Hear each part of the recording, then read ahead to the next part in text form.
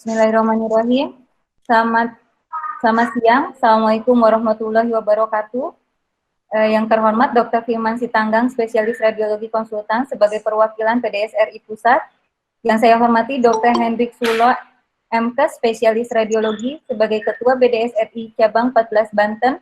Yang saya hormati Dr. Rusli Mulyadi, spesialis radiologi konsultan sebagai narasumber pada webinar hari ini.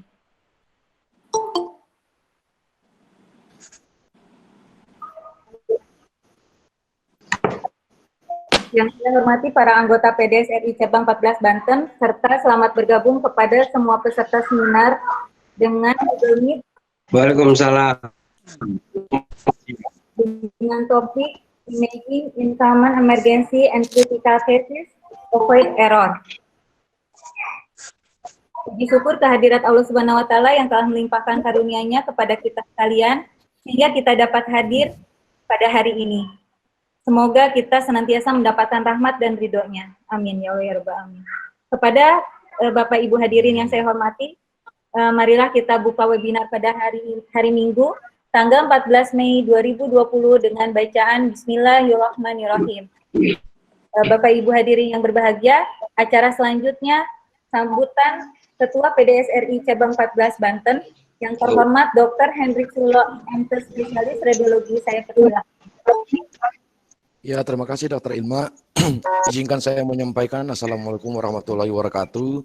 Salam damai sejahtera untuk kita semua. Om Swastiastu, Namo Buddhaya, salam kebajikan.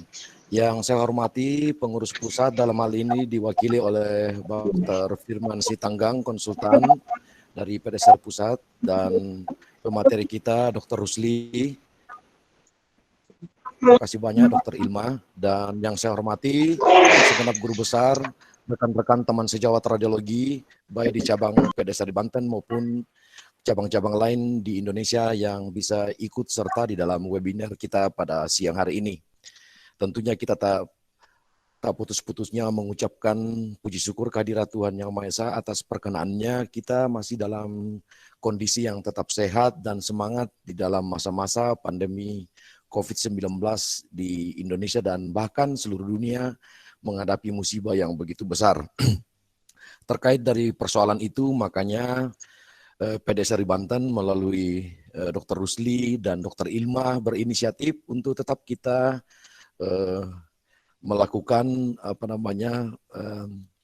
seminar walaupun dengan situasi yang ada sekarang ini. Mungkin tidak senyaman kalau kita seminar langsung, tetapi inilah bagian yang kita coba budayakan untuk bersama-sama dan menjadi kebiasaan kita bahwa komunikasi kita tidak akan terputus baik dalam sharing ilmu melalui sampai saat ini. Sebagai bahan laporan juga Dr. Firman bahwa kegiatan ini sudah kita lakukan sebanyak 3 kali. Dan seiring waktu semakin hari semakin bagus, dan tentunya ini menjadi bagian daripada sistem atau kita mencoba dari panitia yang dibentuk bersama-sama dengan Dr. Rusli dan Dr. Ilma dan rekan-rekan cabang Banten untuk bisa membuat ini lebih baik lagi. Nah, harapan kami bahwa dengan adanya seminar meeting ini dengan Zoom ini akan tetap tidak mengurangi apapun dan keilmuan kita atau pengalaman kita yang akan kita share melalui pemateri-pemateri, dan tidak terbatas bahwa kalau pada awal-awal ini atau beberapa tahap ke depan ini kita masih berfokus kepada masalah-masalah tentang COVID. Mudah-mudahan harapan kami selaku Ketua PDSRI Banten mengharap kepada Dr. Rusli dan Dr. Ilma bulan-bulan depan mungkin bisa dengan materi-materi yang lain yang tidak terkait dengan COVID.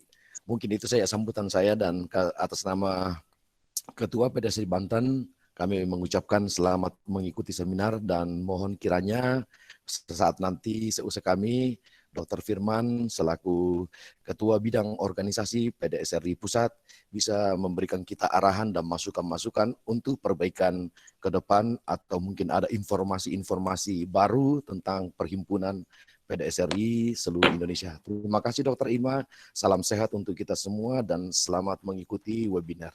Terima kasih. Terima kasih Dr. Balikan Dr. Ilma. Ya, terima kasih Dok.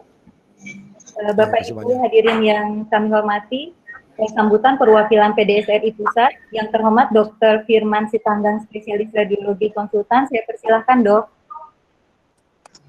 Baik, terima kasih Dr. Irma. Selamat siang menjelang sore bagi semuanya. Yang saya hormati para senior, guru besar, dan teman-teman sejawat radiolog yang sempat mengikuti acara ini di sore ini. Assalamualaikum warahmatullahi wabarakatuh. Salam sejahtera buat kita semua. Om Swastiastu. Senang sekali saya bisa bergabung di acara ini. Jadi pada prinsipnya memang akhir-akhir ini agak susah untuk kita bisa ketemu langsung satu dengan yang lain di satu acara yang biasanya kita laksanakan, tetapi dengan tidak mengurangi makna dari pertemuan ilmiah kita, maka kami dari PDSRI Pusat sangat menyambut dengan positif sekali langkah-langkah yang sudah dilaksanakan oleh PDSRI cabang Banten. Sungguh ini menjadi suatu pionir buat cabang-cabang lain, sehingga cabang-cabang lain bisa mengikuti langkah-langkah seperti ini untuk transfer of knowledge maupun transfer pengalaman dari kita sehari-hari. Baru tadi pagi juga sudah dilakukan hal yang sama seperti ini di cabang Solo Raya. Memang dalam kondisi seperti sekarang ini, kelihatannya memang topik tentang COVID masih menjadi topik-topik yang sangat menarik. Saya ikuti dari yang hadir pada sore hari ini cukup banyak, 180 lebih peserta webinar ini, dan ini menunjukkan bahwa memang kita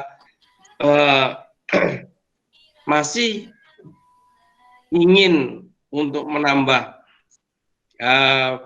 pengetahuan juga pengalaman di bidang kita masing-masing, terutama pada saat-saat COVID seperti ini.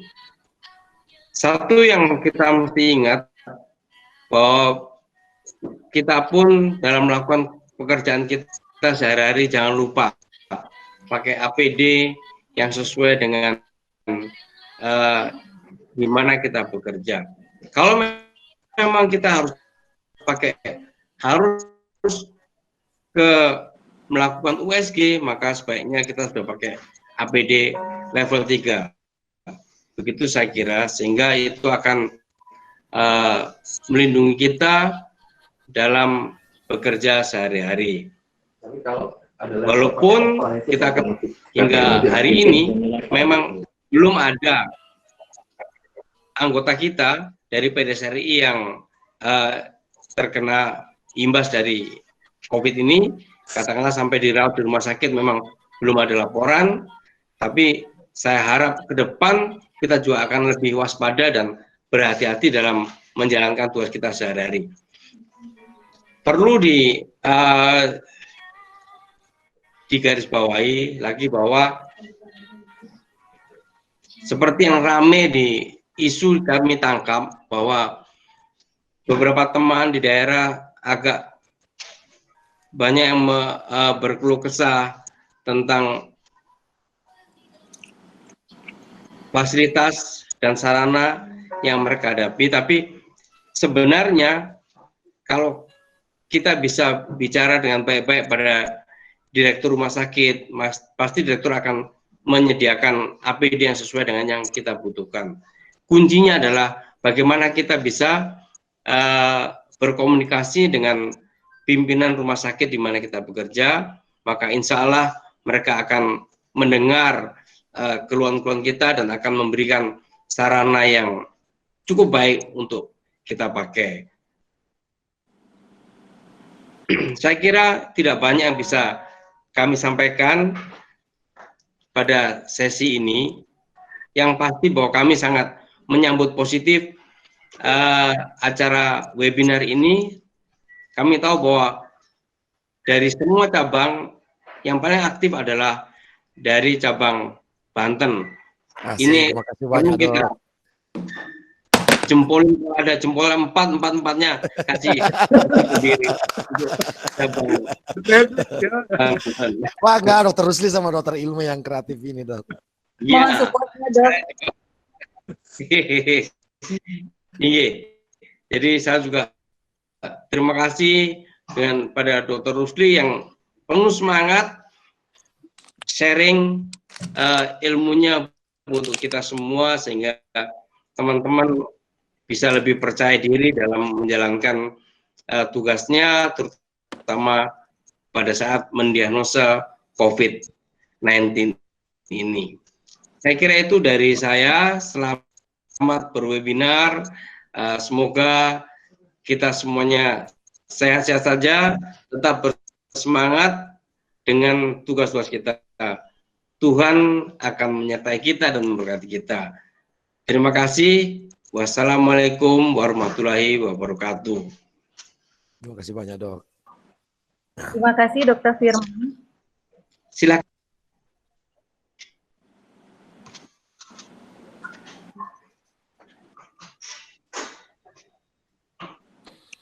Hadirin yang saya hormati, untuk acara selanjutnya yaitu acara inti pelaksanaan webinar PDSRI Cabang 14 Banten. Silakan untuk riwayat pembicara, riwayat hidup pembicara sudah kami share. Silakan bisa dilihat ya, Dok. Untuk mempersingkat waktu, kepada Dr. Rusli Mulyadi, spesialis radiologi konsultan, kami persilakan untuk langsung mempresentasikan presentasi hari ini, Dokter. Terima kasih, Dokter. Ya, terima kasih Dr. Ilma sebagai moderator. Terima kasih kepada Dr. Firman dan Dr. Hendrik yang telah membuka acara ini. Kepada para hadirin semua, saya ucapkan selamat siang. Kita akan melakukan webinar lagi yang ketiga, ya, mengenai imaging pada kasus-kasus emergensi dan kritikal, di mana untuk mencegah kesalahan dalam mendiagnosis. Seperti kita tahu, kita sudah 4 bulan berkecimpung dengan COVID, ya. Mungkin sudah saatnya kita juga harus belajar lagi, mengingat lagi dari basic hal-hal yang memang sehari-hari kita hadapin sebelum masa COVID ini, ya. Jadi kita mesti ingat lagi, kebanyakan kasus kita mungkin emergensi yang yang banyak kita kerjakan sehari-hari, ya. Dan ini akan kita sebagai refreshing lagi, ya. Di saat ini kita memberikan refreshing dari basic lagi, ya. Mudah-mudahan ini bisa bermanfaat. Maaf, suara saya terdengar baik nggak, Dr. Ilma? Dr. Ilma, Dr. Hendrik? Baik, Dok. Suara dengar baik, ya? Iya, jelas banget, Dok. Jelas. Baik, Dok. Jelas, Dok. Jelas, ya. Terima kasih, Dr. Firman, Dr. Hendrik, Dr. Ilma. Saya mulai slide pertama, ya.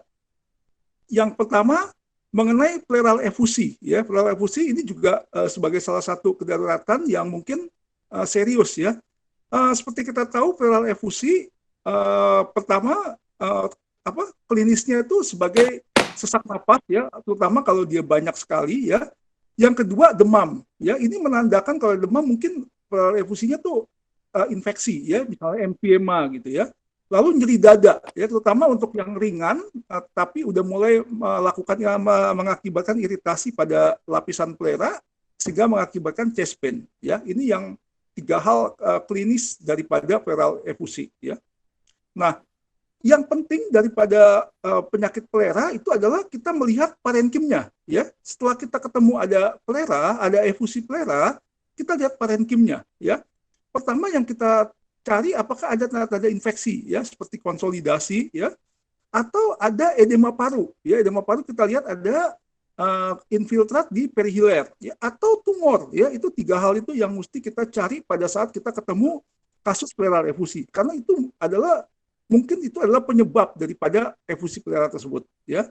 Lalu setelah kita mencari penyebabnya yang penyakit penyerta daripada efusi pleural tersebut, kita lihat juga kita juga mesti curiga adanya subdiafragma disease. Misalnya ada abses hepar. Abses hepar sering tembus diafragma, itu bisa mengakibatkan efusi pleural juga. Ya, jadi pada saat kita ketemu efusi pleural, maka kita lihat parenkim parunya, apakah ada infeksi, tumor, atau efusi edema paru, juga ngelihat di daerah diafragmanya, kita mesti curiga, ya apakah ada penyakit-penyakit terutama di hepar. Ya, hepar itu sering ada abses yang tembus ke diafragma, menembus diafragma, masuk ke rongga pleural. Ya. Slide lagi yang berikut. Nah, ini gambarannya daripada efusi pleural. Ya, kita lihat bahwa kalau kita membaca foto pada pasien dengan posisi yang tegak PA, ya kita akan mudah ya, karena posisi daripada cairan itu adalah di bawah sesuai dengan gravitasi, ya maka dia akan di bawah. Ya, itu tentu mudah, tidak terlalu sulit ya, kecuali kalau sangat sedikit sekali ya. Tapi akan timbul problem kalau jumlahnya sedikit atau pasien dalam posisi tidur. Itu yang jadi masalah ya. Disinilah yang kita harus hati-hati, jangan sampai lolos ya itu efusi pleural itu ya. Kalau tegak tentu nggak ada masalah ya. Slide lagi. Ya, seperti itu ya, kita lihat bahwa efusi pleural akan nggak ada muncul gambaran meniscus sign seperti itu, dan kalau banyak sekali seperti yang di paling kanan bisa memenuhi hemitoraks ya, seperti itu. Tentu ini mudah ya kita lihatnya karena posisinya tegak, dia pasti ada di bawah sesuai dengan gravitasi ya. Slide lagi. Slide.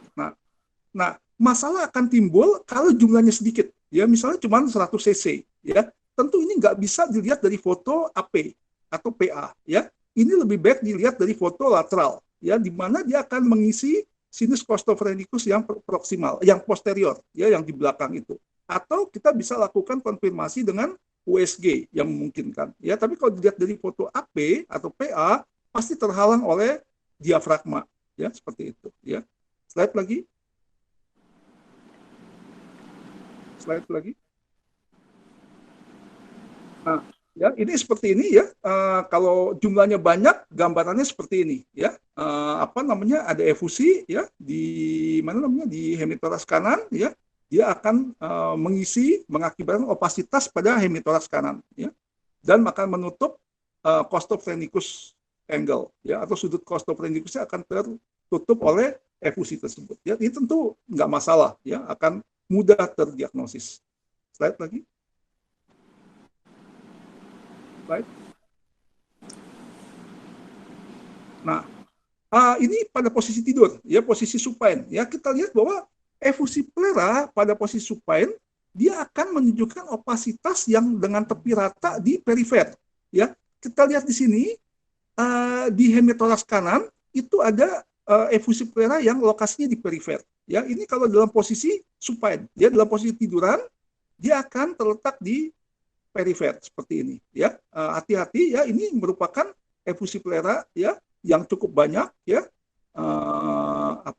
cukup banyak, dan akan terlihat seperti itu karena dia lokasinya akan di bawah ya, di bawah, sehingga kalau di foto dia akan terlihat seperti di lateralnya ya, di samping, di perifer ya.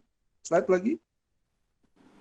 Nah, kalau dia sedikit ya mungkin akan sulit kita foto dengan kita lihat dengan posisi supine biasa. Kadang-kadang dibutuhkan posisi RLD atau LLD ya, tergantung kecurigaan kita. Biasanya kita lakukan posisi RLD atau right lateral decubitus untuk kasus-kasus pada DHF ya. Kadang-kadang pada DHF, apalagi pada anak, kita sering curiga ada efusi pleural ya. Untuk itu mungkin kalau kita foto AP pada posisi supine tentu nggak kelihatan efusinya ya, karena terlalu sedikit ya. Sehingga pada pasien-pasien DHF untuk mendeteksi efusi pleural dilakukanlah posisi RLD ya. Jadi lihat yang kanannya ya, di posisi tidur maka akan terlihat di kanan ada garis ada efusi pleural di bagian lateralnya ya, seperti itu. Slide lagi. Nah, kadang-kadang efusi plera yang masif ya atau mungkin nggak masif tapi bisa disertai atlektasis ya atlektasis. Nah, kalau terjadi atlektasis maka gambarannya seperti yang gambar A itu ya, jadinya di perifernya apa namanya lebih semuanya dense ya, cuman lebih dense di sentralnya ya, di perifernya nggak terlalu dense dibandingkan sentralnya. Coba kita lihat di situ ya, di bagian kanan bawah, bagian inferior ya, itu lebih dense karena itu adalah suatu atlektasis ya. Sedangkan perifernya itu lebih hitam ya, tapi sebenarnya itu juga udah opak juga, tapi lebih hitam. Ya, jadi seperti ada gradasi ya, karena yang tengahnya itu, tengah daripada hemitoraks itu konsolidasi atau atlektasis, sedangkan perifernya itu adalah efusinya ya. Jadi seperti itu gambarannya jika terjadi efusi plera dengan atlektasis ya, di mana yang sentral akan terlihat lebih opak ya, yang sentral kelihatan lebih opak ya. Slide lagi ya. Nah, kadang-kadang kita juga untuk efusi plera kita ubah posisi dengan posisi tidur maupun tegak, dia nggak berubah. Itu biasanya terjadi pada efusi yang loculated ya. Seringnya tuh pada fisura, ya fisura interlobaris. Seperti yang digambar situ kita lihat ada lesi oval ya di paru kanan ya, itu merupakan efusi plera yang loculated ya. Ini juga dalam posisi pasiennya tidur maupun pasiennya itu tegak, gambarnya akan sama ya. Karena itu udah terlokalisir, udah terbentuk gitu ya, yang nggak akan berubah dengan perubahan posisi ya. Jadi kalau kita ketemu sesuatu yang nggak berubah dengan posisi, kita lihat batasnya rata dan lokasinya di fisura, itu mungkin efusi plera yang loculated ya. Itu nggak tergantung pada gravitasi ya, karena dia udah seperti menggantung gitu ya. Slide lagi.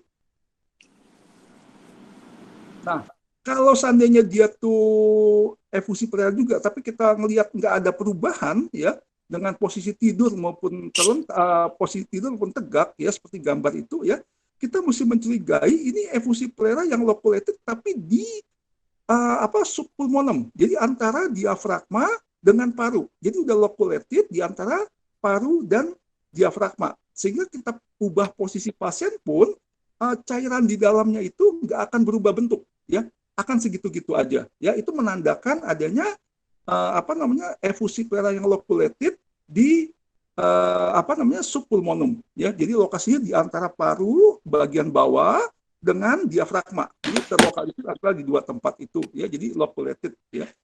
Slide lagi. Jadi begitu tentang efusi plera ya.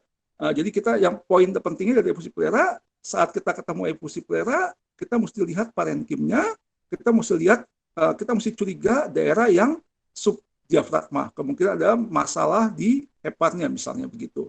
Lalu kita mesti ingat juga bahwa kalau dia tuh sedikit mungkin akan susah ketemu pada posisi apapun. Kadang-kadang kita mesti lihat dari foto lateral. Nah, yang ketiga, kadang-kadang bentuknya loculated. Jadi sekalipun diubah posisinya pun dia akan ketemu gambaran yang sama. Dan juga pada posisi supine ya, jika nggak ada kelainan pada parenkim, dia akan terlihat sebagai opasitas di perifer paru gitu. Sedangkan parunya lebih opak. Parunya lebih lusen. Parunya lebih lusen, tepinya lebih opak. Bila parunya nggak mengalami atlektasis. Tapi bila parunya mengalami atlektasis, kondisinya terbalik. Tengahnya lebih opak, perifernya lebih lusen gitu. Sekalipun sama-sama dense ya dibandingkan paru kontralateralnya ya gitu. Yang kedua mengenai pneumotoraks ya. Pneumotoraks ini juga penting ya, karena dia juga akan bisa berubah pada berbagai posisi saat kita foto ya. Tentu kalau yang digambar ini adalah posisi pneumotoraks pada posisi tegak, ya itu akan mudah sekali. Apalagi kalau pneumotoraksnya cukup banyak, dia akan berada dominan di atas. Karena kan itu memang sesuai dengan gravitasi, di mana kalau udara dia lebih di atas. Gitu ya. Dan kita akan melihat adanya garis plera, ya seperti itu. Slide lagi.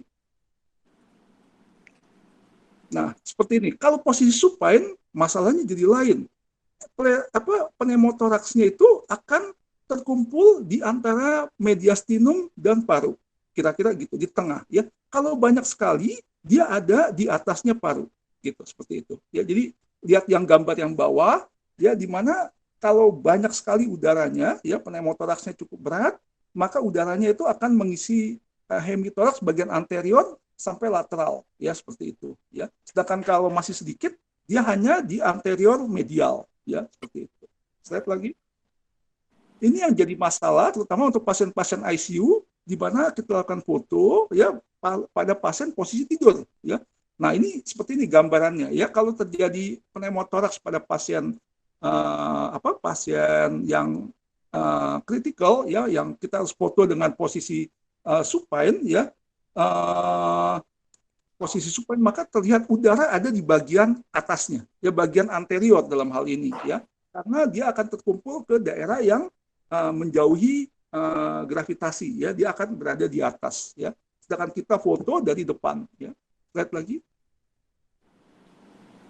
Nah, seperti ini, ya. Jadi kalau pada posisi tidur kita lihat bahwa kita akan melihat bahwa gambaran udara ada di sinus costophrenicus, ya, seperti itu, ya. Ini gambaran udara ada di sinus costophrenicus kanan dan juga di parakardial, ya, seperti ini gambarannya, ya, kalau dia cukup banyak. Dan hati-hati, kalau dalam posisi ini kita lihat adakah pergeseran jantung, ya. Kadang-kadang ada tension pneumotoraks, di mana jantungnya akan tergeser, mediastinum tergeser ke kontralateral. Ya, kita mesti hati-hati. Jadi kalau kita ketemu ada gambaran lusen di parakardial dan di sinus costophrenicus pada posisi pasien supine, kita mesti hati-hati. Ini adalah pneumotoraks, ya. Jadi pneumotoraks dia tidak di atas pada foto orang supine, pasien supine, dia lokasinya di sinus costophrenicus dan juga di parakardial, ya. Kalau kebetulan di kiri, dia juga di sinus costophrenicus kiri, seperti ini. Dan setelah kita lihat adanya udara di sinus costophrenicus, maka langsung lihat bagaimana jantungnya. Ada nggak pendorongan ke kontralateral? Ya, ini penting, karena pendorongan kontralateral menandakan adanya udah tension pneumotoraks, ya. Slide lagi.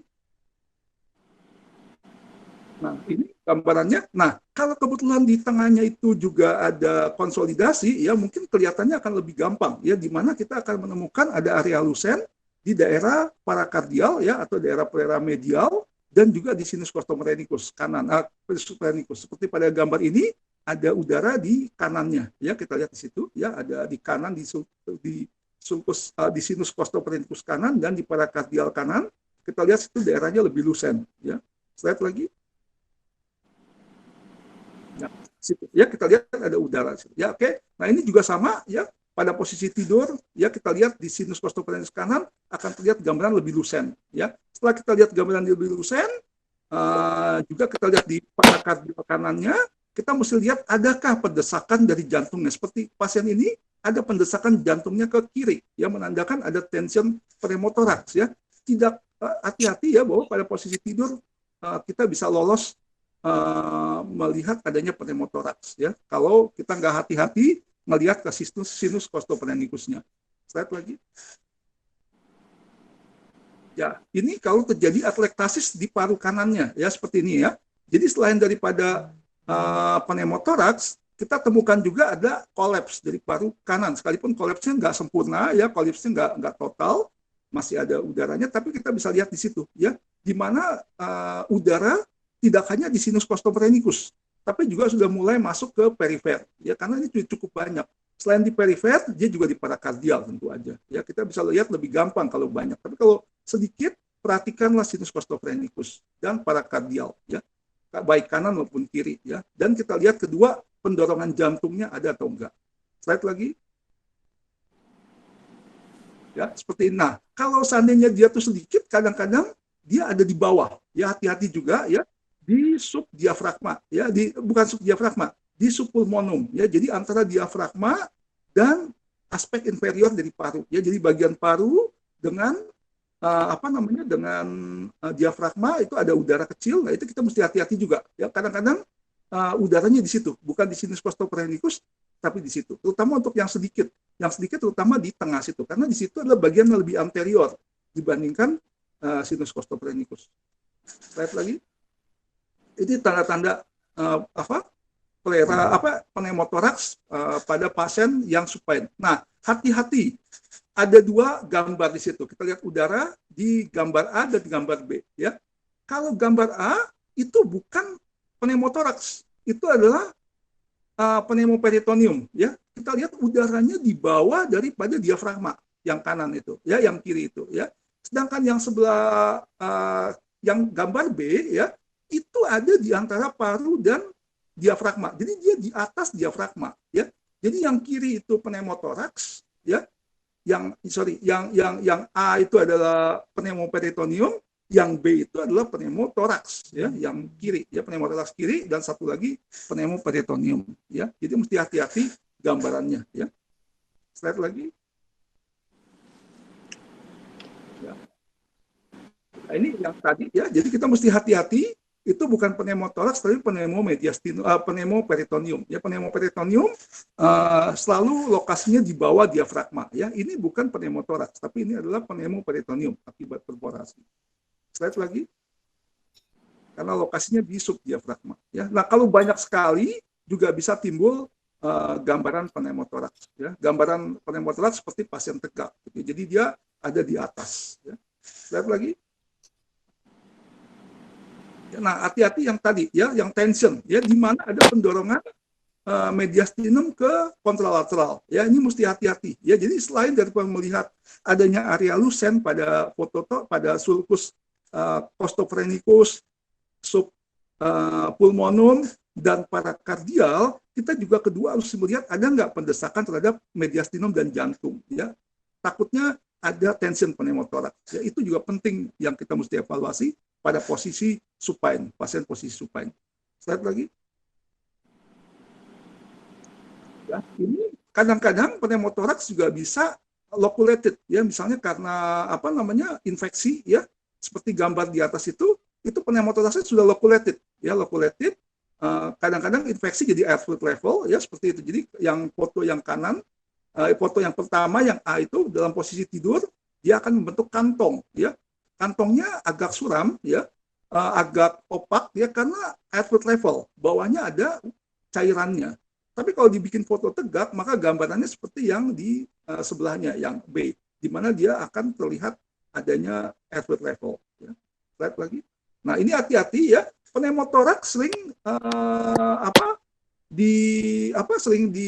sering salah dengan lipatan kulit. Ya, kita mesti lihat. Kalau lipatan kulit itu tidak ada garisnya, ya. Kalau pneumotoraks itu ada garisnya, yaitu garis plera, ya. Tapi kalau lipatan kulit nggak ada garisnya, ya, seperti kita lihat di gambar itu, lipatan kulit nggak ada garisnya, ya. Itu batasnya jadi samar aja gitu, ya. Tapi kalau pneumotoraks kita pasti ngelihat adanya garis, ya. Kita pasti itu kan nggak ada garis, ya.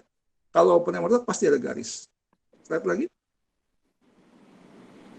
Nah, yang berikutnya adalah tentang infeksi, ya, infeksi pada paru. Itu juga sering kita ketemukan pada pasien-pasien kritikal, ya, terutama pasien-pasien yang di ICU mungkin dirawat lama, ya. Sedangkan pasiennya mungkin kita foto harus dengan posisi tidur. Biasanya pasien dikirim dengan demam, ya, atau nyeri, ya, biasanya. Slide lagi. Nah, pada saat kita lakukan foto torak pada pasien yang infeksi, ya, pertama kita mesti curigai, terutama yang yang community, ya. Pertama kita mesti pikirkan adalah apakah ada aspirasi, ya. Aspirasi tentu lokasinya itu dependent di belakang, ya, karena kan pasiennya tiduran.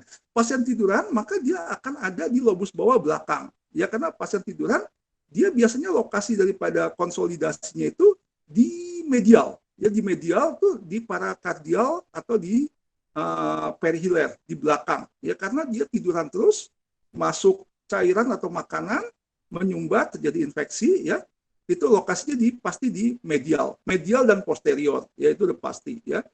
Lalu yang kedua kita mesti lihat juga apakah ada underlying, ya, apakah ada gagal jantung, ya. Bagaimana? Nah, untuk melihat gagal jantung atau enggak, kita lihat CTR-nya, lihat efusi plera kanan, juga lihat ada Kerley B atau Kerley A-nya, ya.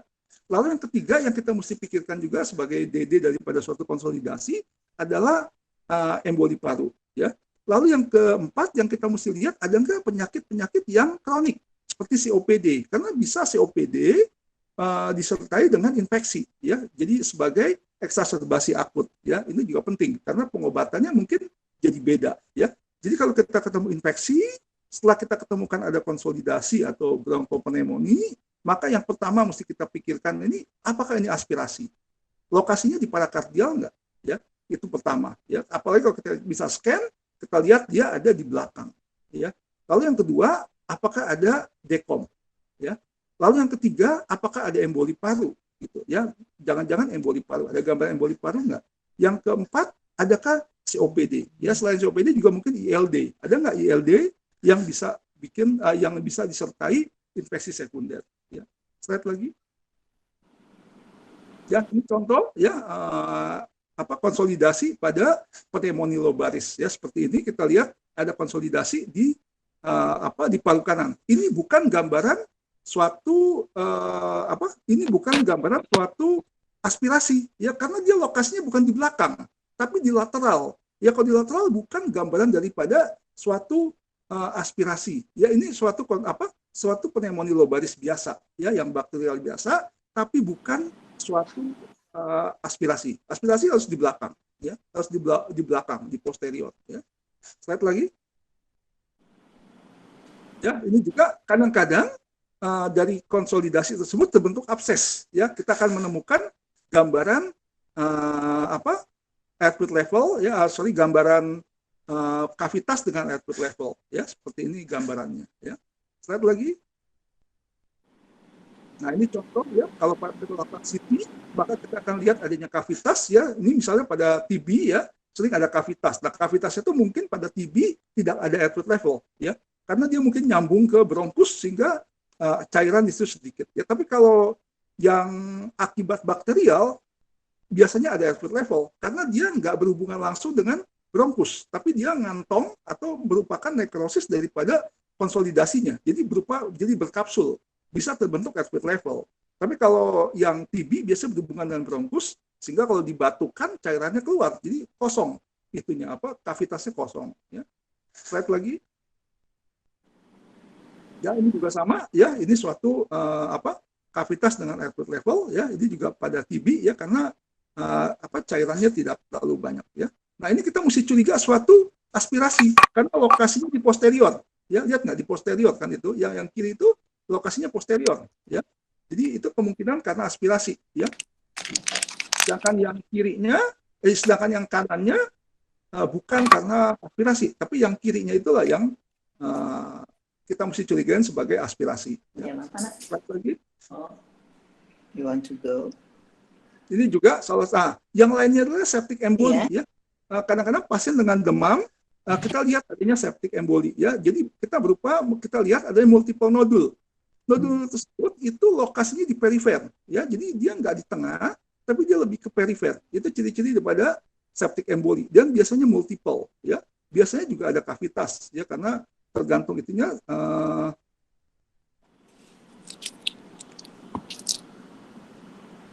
Sorry, Ilma, ada yang recordnya saya itu saya teruskan, ya. Kavitasnya terjadi kavitas, ya, setelah pengobatan lama dia akan terbentuk kavitas, ya. Slide lagi. Nah, ini contohnya, ya. Jadi dalam pengobatan yang awalnya adalah berupa bercak-bercak konsolidasi akan menjadi kavitas, ya, seperti itu. Kavitas, ya. Ya, slide berikutnya. Kavitasnya bisa sembuh, ya. Lalu yang berikutnya itu adalah atelektasis, ya. Sering di ICU kita ketemu atelektasis juga, ya. Itu bisa karena mukos plak, bisa juga mungkin karena posisi tiduran yang lama, ya, tertekan oleh efusi plera misalnya begitu, atau mungkin juga karena posisi ETT yang salah, ya, bisa mengakibatkan atelektasis, ya. Slide lagi.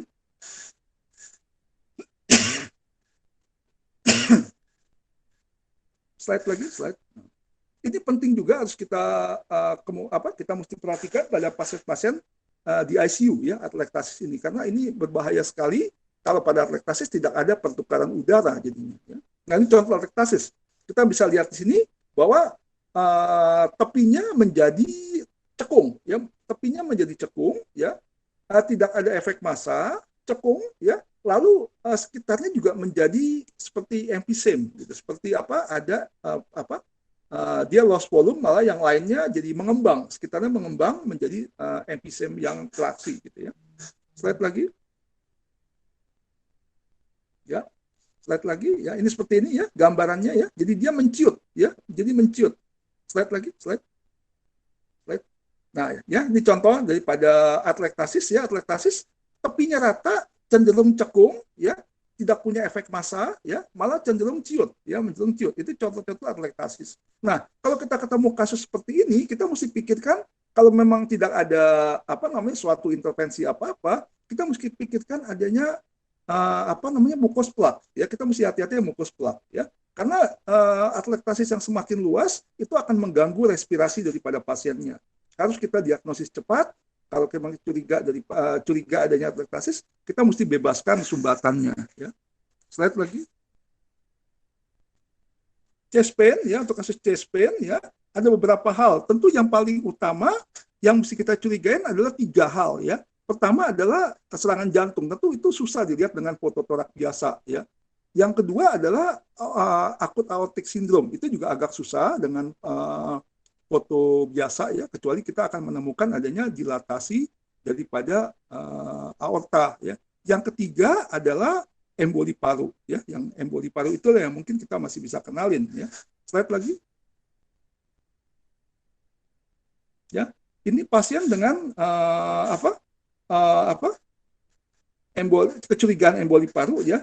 Kadang-kadang dengan foto kita nggak temukan apa-apa, sehingga perlu ventilation pakai vacuum scan ya, pakai nuklir, atau bisa juga sekarang dengan CT ya, kita bisa identifikasi, kita bisa deteksi adanya pulmonary emboli dengan CT ya. Nah, kita mesti singkirkan selain daripada pulmonary emboli, apakah ada pulmonary edema, pneumonia, efusi pleural, atau fraktur atau pneumotoraks ya. Kalau kita ketemu orang yang chest pain ya, kita mesti singkirkan pertama PE ya, pulmonary emboli, pulmonary edema, pneumonia, efusi pleural, fraktur iga, pneumotoraks ya, dan juga 2 lagi itu adalah akut aortic syndrome dan ACS, akut coronary syndrome. Nah, ACS itu nggak bisa dengan fototoraks ya, harus dengan CT atau EKG atau pemeriksaan troponinnya ya. Ya, slide lagi.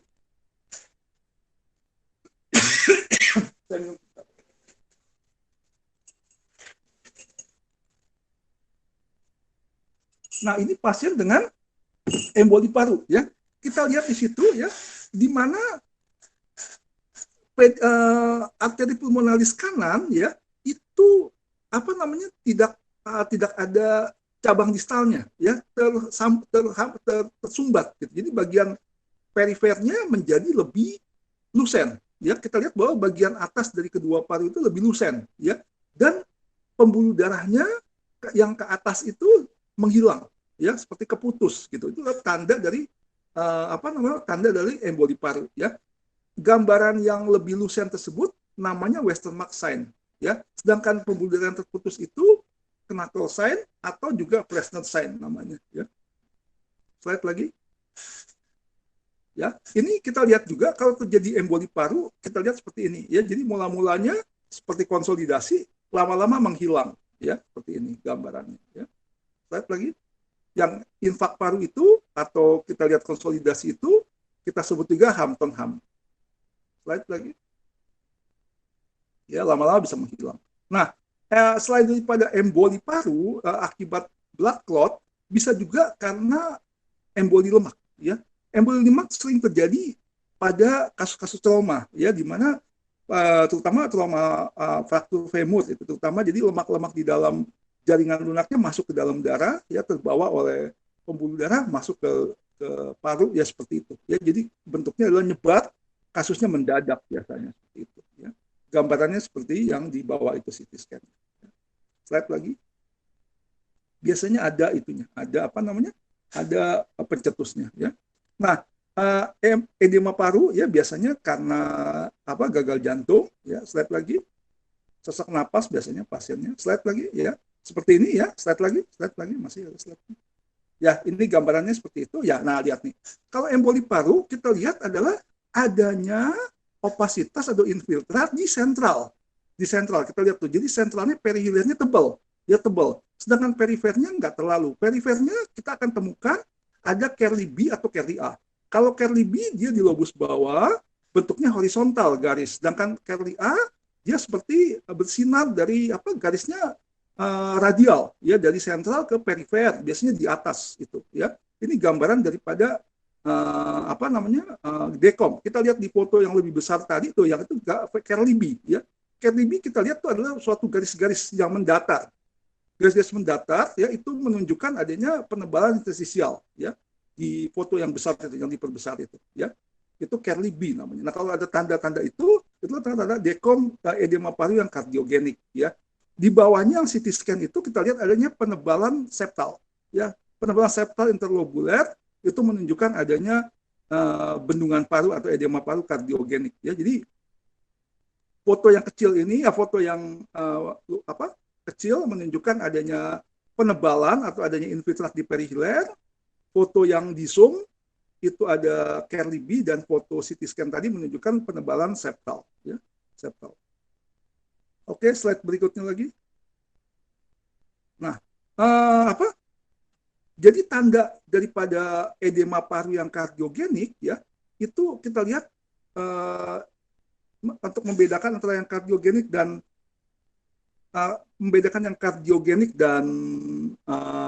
non kardiogenik, kita pertama lihat ukuran daripada jantungnya, CTR-nya, ya.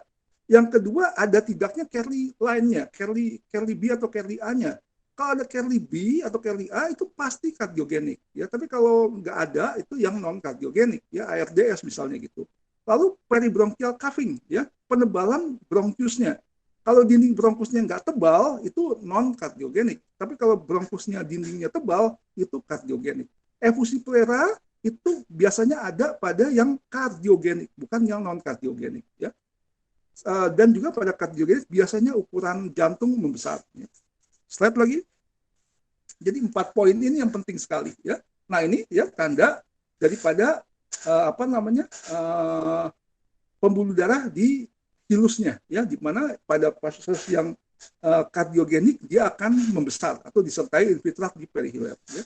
Dan juga ada penebalan dinding daripada bronkusnya seperti yang ditunjuk warna biru itu, ya, itu adalah bronkus kanan, ya, di mana dindingnya menebal, ya. Itu tanda-tanda bendungan paru, ya. Bendungan paru kita temukan adanya penebalan dindingnya, ya. Slide lagi, ya. Ini juga kita lihat situ, ya. Yang masih awal seperti itu, ya, yang paling ujung, ya, paling kiri ujung, ya. Lalu infiltratnya bertambah, ya, bertambah di perihiler, ya. Selanjutnya tambah banyak lagi di perihilernya, itu menunjukkan kardiogenik, ya, karena yang besar, yang menebal itu adalah di perifer, di sentralnya, ya. Sedangkan yang perifernya nggak terlalu, ya. Lihat lagi, sedangkan di foto yang bawah kita lihat adanya penebalan septal berupa Kerley B, ya. Kerley B ada di bawah itu. Ini menunjukkan adanya kardiogenik, ya. Ini contoh daripada kardiogenik edema paru, ya. Slide lagi.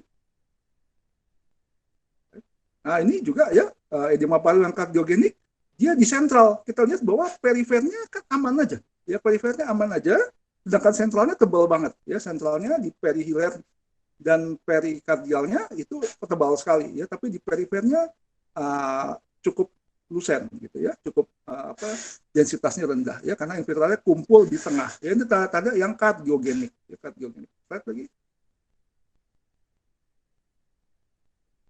Yang berikutnya adalah pneumomediastinum, ya. Pneumomediastinum, ya, ini hati-hati karena pneumomediastinum terutama pada pasien yang posisi supine, kita mesti hati-hati, ya, karena selain jumlahnya nggak banyak, juga agak susah melihatnya, ya.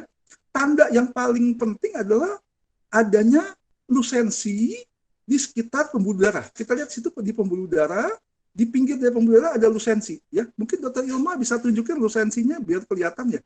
Dr. Ilma bisa tunjukkan lusensi di perihilernya, dari pembuluh darahnya, ya. Tidak bisa, Dok. Nggak bisa, ya? Sebentar, Dok. Saya coba, ya, Dok. Ya. Di lusensi pembuluh darah pinggirnya itu yang putih itu, pinggirnya tuh hitam, gitu, ya. karena tipis banget, kalau nggak ditunjukin nggak kelihatan gitu, agak susah. Bisa nggak? Kalau nggak bisa ya nggak apa-apa. Coba dok, gimana dok? Menunjukkan yang mana dok? Foto slide berikutnya. Nah, coba tunjukin lusensinya. Yang hitamnya di sekitar pembuluh darah. Terlihat nggak dok? Hah? Saya sudah, oh tidak dok, tidak bisa dok. Nggak bisa ya? Ya, tidak terlihat dok. Saya sudah tunjukkan tapi tidak bisa terlihat dok.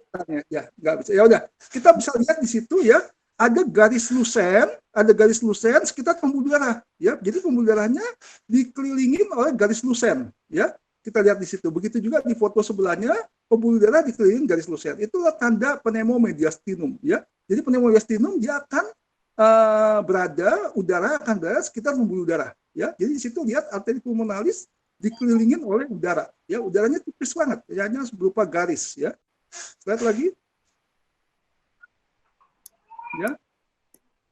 Nah, ini contoh pneumomediastinum ya, disertai dengan emfisema ya, dan juga ada hematotoraks ya. Lihat lagi. Ya. Nah, ini contoh pneumomediastinum ya, di mana dia akan berhubungan dengan diafragma ya, sudutnya diafragma dia akan ketemu ya. Itu contoh pneumomediastinum ya. Tapi nggak akan menyeberang ya, dia akan nggak menyeberang ke kanan atau dari kanan ke kiri, dia nggak menyeberang. Tapi dia akan bertemu dengan diafragma. Jadi kita lihat di situ antara jantung dan diafragma ada garis hitam. Ya, antara jantung dan diafragma ada garis hitam yang kiri ya. Antara batas jantung kiri yang bawah dan diafragma ada garis hitam. Itu merupakan tanda dari pneumomediastinum ya. Slide lagi. Ya, karena nah, kalau ini adalah gambaran pneumomediastinum, kita lihat bahwa di sekitar daripada jantung ada garis lusen ya, ini juga tanda dari pneumomediastinum ya.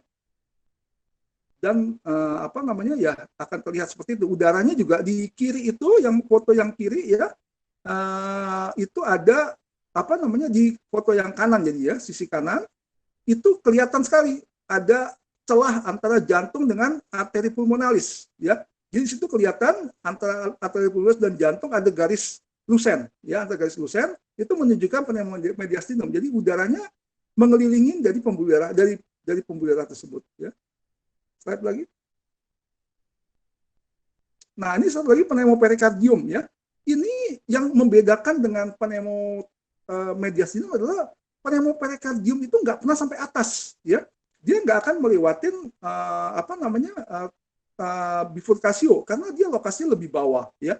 Dan juga dia akan menghubungkan kanan dan kiri ya, jadi kanan dan kiri akan terhubung ya, kita lihat di situ. Dan yang ketiga, kita masih lihat adanya garis daripada perikardium ya, kita lihat di situ antara jantung dan perikardium. Antara yang nomor 1 itu kan menunjukkan adanya udara di antara perikardium dan jantung ya. Yang nomor 2 itu adalah tepinya jantung, yang nomor 3 itu adalah perikardiumnya ya. Jadi yang nomor 3 perikardiumnya, nomor 2 tepi jantungnya, yang nomor 1 itu adalah udara antara jantung dan perikardium. Itu adalah pneumoperikardium. Dan dia nggak akan mencapai atas, ya, dia akan mentok karena perikardium itu mentok sekitar setinggi dari bifurkasio atau karina, setinggi karina. Jadi dia nggak akan melewatin dari itu. Ya, sedangkan kalau pneumomediastinum dia bisa naik melewati itu. Ya, yang lainnya lagi adalah pada pneumoperikardium, yang kanan bisa berhubungan dengan yang kiri, ya, bisa berhubungan antara kanan dan kiri. Jadi batas bawah jantung akan kelihatan. Ya, lihat lagi. Ya, lalu kasus berikutnya adalah trauma. Ya, kadang-kadang kita ketemu kasus trauma torak di emergensi. Ya, ini juga kita mesti hati-hati. Kadang-kadang kita harus melakukan foto dalam posisi pasien supine, ya, dan kita mesti hati-hati. Beberapa keadaan bisa sangat berbahaya, life threatening. Jadi kita mesti kenalin mana tanda-tanda yang life threatening, ya, yang berbahaya, yang harus penanganan segera. Padahal pasiennya dalam posisi supine, ya. Jangan sampai kita lolos, ya, ada hal yang berbahaya kita tidak tahu, gitu ya, tidak kenalin, gitu ya. Slide lagi. Ya. Nah, kadang-kadang pada kasus trauma yang mayor, yang berat sekali, ya sampai pasiennya kesadarannya menurun misalnya begitu, atau jelas ada jejas di daerah dadanya, tapi fototoraknya normal, maka sebaiknya kita lakukan CT, ya karena ini lebih jelas dan lebih baik. Ya, lihat lagi.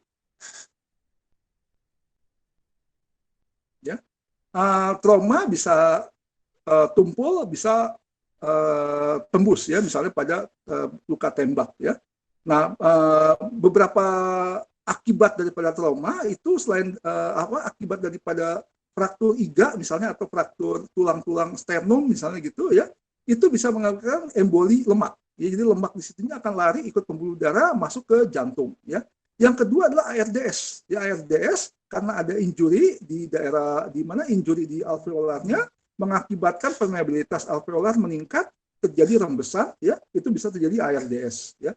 Yang ketiga neurogenik pulmonary edema itu akibat menahan nyeri, maka permeabilitas daripada dinding alveolus dan interstisialnya atau kapiler di interstisial itu akan melebar. Jadi permeabilitasnya akan meningkat, terjadi kebocoran. Jadi kebocorannya itu bukan langsung pada kapilernya, tapi akibat nyerinya. Akibat nyeri maka permeabilitas kapiler renggang, bocor, ya cairannya merembes.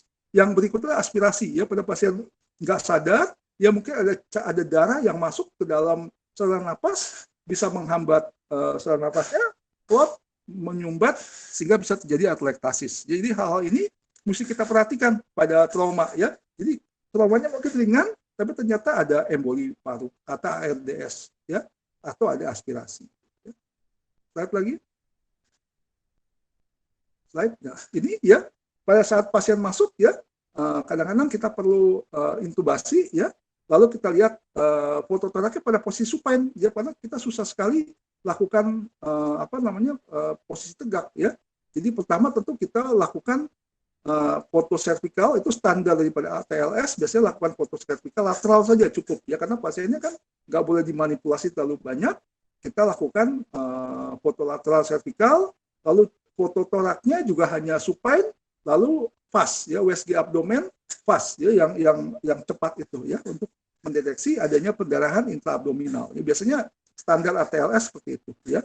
Setelah itu tentu kita kadang-kadang perlu intubasi, hemodinamiknya kita stabilisasi, kadang-kadang kita perlu CT untuk kepalanya ya, dan juga dada dan abdomen kadang-kadang ya.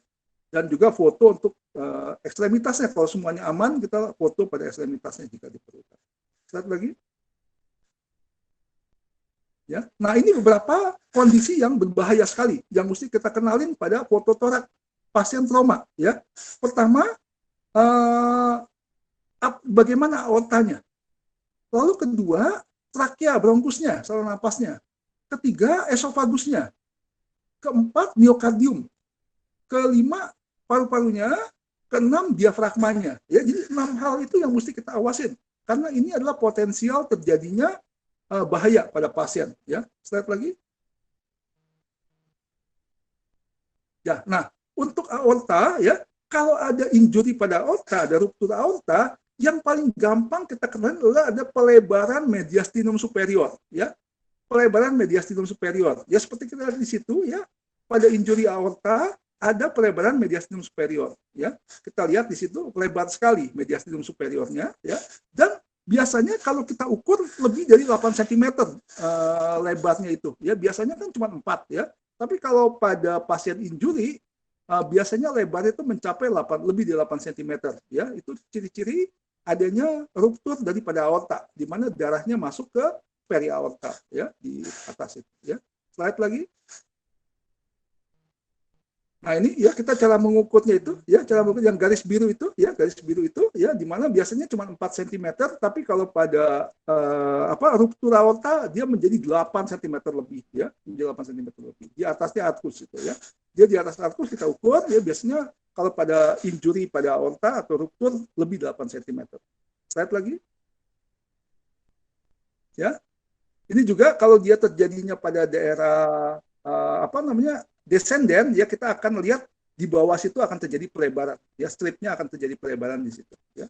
Lihat lagi, akan terjadi dilatasi daripada aorta descendantnya ya, bayangannya ya. Nah ini contoh pelebaran daripada arcus aorta ya atau mediastinum superior akibat ruptur aorta ya, terutamanya pada arcus aorta. Ya, slide lagi. Ya, ini terjadi rupturnya hasil angiografinya. Slide lagi. Ya. Ini ya contoh ruptur aorta ya akan terbentuk hematom di pinggirnya ya, hematom mediastinum ya. Slide lagi. Ya, kita lihat di situ bahwa terjadi pelebaran mediastinum superior sampai lebih dari 8 cm ya. Lalu kedua kita melihat untuk lihat adanya ruptur daripada saluran napasnya, airway-nya ya. Tentu kalau ada ruptur di situ akan terjadi pneumotoraks, pneumomediastinum, pneumoperikardium atau emfisema subcutis, tergantung lokasi di mana terjadi ruptur ya. Oke, slide lagi. Distal daripada ruptur akan terjadi gangguan ya. Ini contoh ya, foto torak pada pasien yang injury ya, nggak begitu jelas lagi. Slide lagi berikutnya. Slide lagi. Nah ini ya, ini contoh ruptur diafragma ya. Coba slide balik lagi ke sebelumnya. Contoh balik lagi ke sebelumnya. Ya di sini ya kita lihat diafragma kirinya tinggi sekali ya. Tinggi sekali, diafragma kiri tinggi sekali dan mendesak jantung ke kanan. Mungkin nggak begitu jelas ya. Tapi kita lihat di sini diafragma kiri tinggi dan mendesak jantung ke kanan. Kita mesti curiga ada ruptur diafragma ya. Lanjut lagi. Ya, kalau diafragma salah satu tinggi apalagi yang kiri lebih tinggi dari kanan, injurinya di kiri, kita mesti curiga ada ruptur diafragma. Ya, seperti ini ya, ternyata ada ruptur diafragma ya, di mana organ intraabdominal naik sampai ke rongga toraks ya, mendesak mediastinum dan jantung ke kanan. Ya, slide lagi. Ya, ini daripada kontusio paru ya. Jadi ada hematom atau ada kontusio paru, ada hemato ada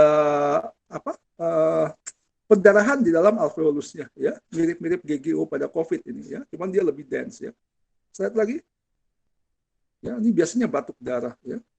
Nah ini laserasi. Kalau tadi hanya itu aja, hanya kontusio, jadi nggak ada robekan daripada alveolus, cuma ada pendarahan di dalam alveolusnya yang tadi itu, ya, yang kontusio paru itu hanya ada darah dalam alveolus. Sedangkan pada pulmonari laserasi itu terjadi robekan pada alveolusnya, robekan pada parunya, sehingga selain daripada kita temukan adanya kontusio, adanya pendarahan di dalam hemorrhage di dalam parunya, juga kita akan ketemu adanya pneumotoraks ya, karena adanya robekan daripada pleraknya, robekan daripada alveolusnya, sehingga terjadi pneumotoraks juga selain daripada kontusio atau pulmonary hemorrhage-nya ya. Lihat lagi.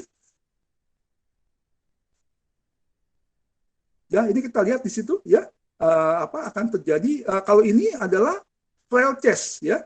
Jika fraktur iga lebih dari 5 ya, dan masing-masing lebih dari 2 segmen, jadi nggak cuma fraktur linear, tapi 2 segmen gitu ya. Jadi ada satu yang menggantung, itu bisa mengakibatkan yang namanya frail chest. Seperti gambar di bawah itu ya, di gambar di bawah CT scan itu, di mana patahannya 2 segmen. Jadi segmen yang tengah, yang kecil itu menggantung ya, mengakibatkan gangguan pernapasan ya, karena itu akan berbalik. Jadi kalau saat kita tarik napas, dia malah ke dalam, bukan malah ke luar ya. Jadi terbalik-balik sehingga terjadi insufisiensi respirasi. Ya. Itu juga mesti kita kenalin. Ya. Kalau kita ketemu fraktur iga lebih dari 5 dan masing-masing multisegmen. Ya. Slide lagi. Tentu akan terjadi gangguan ininya. Ya. Terjadi gangguan respirasi. Ya. Slide lagi. Ya.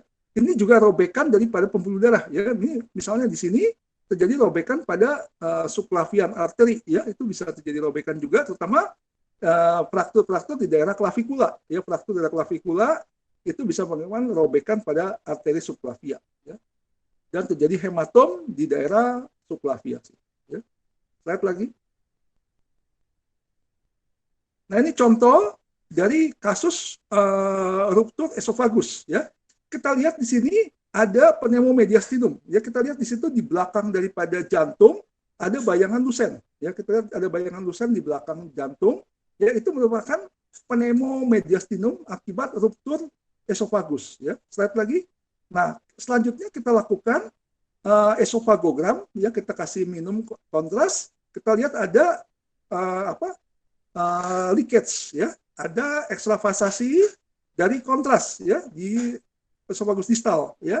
Dan setelah kita CT scan kelihatan sekali di mana kontrasnya tumpah ke mediastinum, ya, tumpah ke mediastinum, ya putih itu ya kontrasnya, dia tumpah ke mediastinum, ya robekan ada di esofagus distal, ya. Lihat lagi.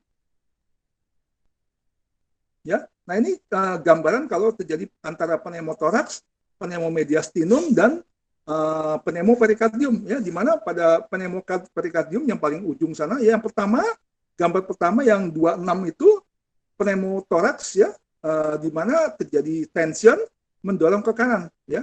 Sedangkan yang tengah itu adalah pneumomediastinum, ya, di mana udaranya di sekitar jantung tapi nggak lewat bagian bawah jantung. Sedangkan yang paling ujung itu pneumoperikardium karena udara mengelilingi jantung. Udara mengelilingi jantung sehingga sampai bagian bawahnya nyambung kanan dan kiri. Ya, itu contoh pneumoperikardium. Ya. Lihat lagi. Nah, ini contoh daripada ruptur aorta. Ya. Ruptur aorta, ya seperti lihat di sini gambar di pertama, ya pasien itu ini spontan, ya, tidak karena injury. Tanggal 21 dia masih nyeri dada aja, ya. Setelah itu kita belum melakukan hanya tindakan konservatif. Setelah 1 bulan kemudian terjadi ruptur, ya, kita bisa lihat ruptur ada pelebaran daripada aorta ascendennya, ya, dan lama-lama terjadi hematom di periaortanya, di sekitar daripada arkus aorta. Slide lagi. Ya, nah setelah kita CT, kita lihat bahwa ada robekan, ya, ada ruptur aorta, ya, jadi udaranya keluar, ya, mengakibatkan pseudoaneurysma dan juga ada hematom di sekitar arkus aortanya. Ya. Lihat lagi.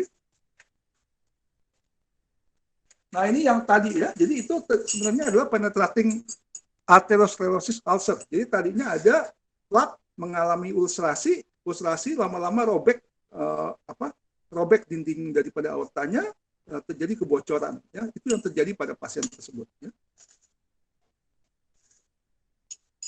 Slide lagi, ya. Jadi foto torak pada emergensi, ya, dapat mendeteksi adanya efusi plera, ya, terutama efusi plera, infeksi, atelektasis, edema paru, ekstraalveolar udara ekstraalveolar, maksudnya pneumotoraks, pneumomediastinum dan pneumoperikardium, lalu juga trauma dan aspirasi, ya. Jadi ini poin daripada pembicaraan pertama tadi, ya. Slide lagi. Slide lagi. Ya. Nah, yang berikutnya adalah mengenai kardiomegali, ya. Ini penting karena sering kardiomegali itu kita curiga apakah dia edema paru atau enggak. Jadi kita suka mendeteksi adanya, kita selalu melihat adanya melihat CTR, terutama untuk evaluasi jantung. Nah, kita lihat di sini, belum slide yang tadi, ya, belum slide yang tadi, ya. Ini ada 2 foto, ya. Yang kanan itu yang satu normal, tapi sebelahnya membesar, ya. Slide berikutnya. Slide berikut. Nah, ya. Kita lihat ini membesar, ya, jantungnya membesar, ya, tapi kita mesti hati-hati, ya, jangan-jangan dia bukan membesar sungguhan, tapi pseudo membesarnya tidak benar, ya, misalnya seperti kasus ini karena adanya jarak antara sternum dan jantung, dia terkesan jadi besar. Slide lagi, ya, lihat situ, ya, batas ininya, ya, nah tuh, ya, ternyata dia itu ada tumor daripada mediastinum anterior, ya, sehingga kesannya seperti kardiomegali, ya, padahal dia ada tumor di mediastinum anterior, ya. Kalau sekedar di foto AP aja kesannya seperti kardiomegali, ya, padahal dia bukan kardiomegali tapi ada ada tumor di mediastinum anterior, ya. Jadi ini pitfall-nya di situ, ya, hati-hati dengan kardiomegali, ya. Lihat lagi. Ini ada 3 kardiomegali, ya. 3-tiganya sebenarnya pseudo kardiomegali, ya. Jadi kardiomegali yang bohong, ya. Jadi 3-tiganya sudah nggak kardiomegali, ya. Coba yang A.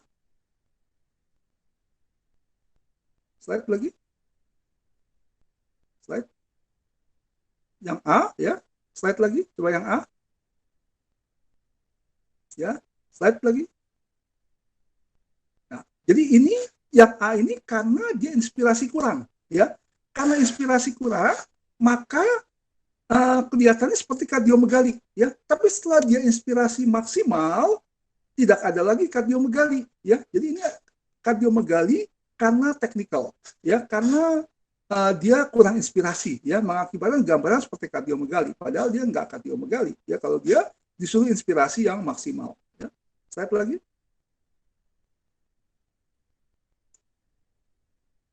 Nah ini juga, ya, pseudokardiomegali, ya, kita bilang nih kardiomegali, tapi kita lihat di berikutnya, slide foto berikutnya. Nah, ya, ternyata dia ada pectus carinatum, ya, jadi dia punya sternum melesok ke belakang, ya, ke posterior, ya, jadi seakan-akan seperti seperti suatu kardiomegali. Slide lagi. Nah, ya, jadi itu karena pectus carinatum, jadi sternumnya ke belakang, ya, sehingga gambarannya seperti kardiomegali, padahal dia bukan kardiomegali, ya. Slide lagi. Karena bentuk toraksnya. Jadi pertama karena teknikalnya kurang inspirasi, kedua bentuk tubuh orangnya bisa mengakibatkan seperti kardiomegali, ya. Slide berikutnya lagi.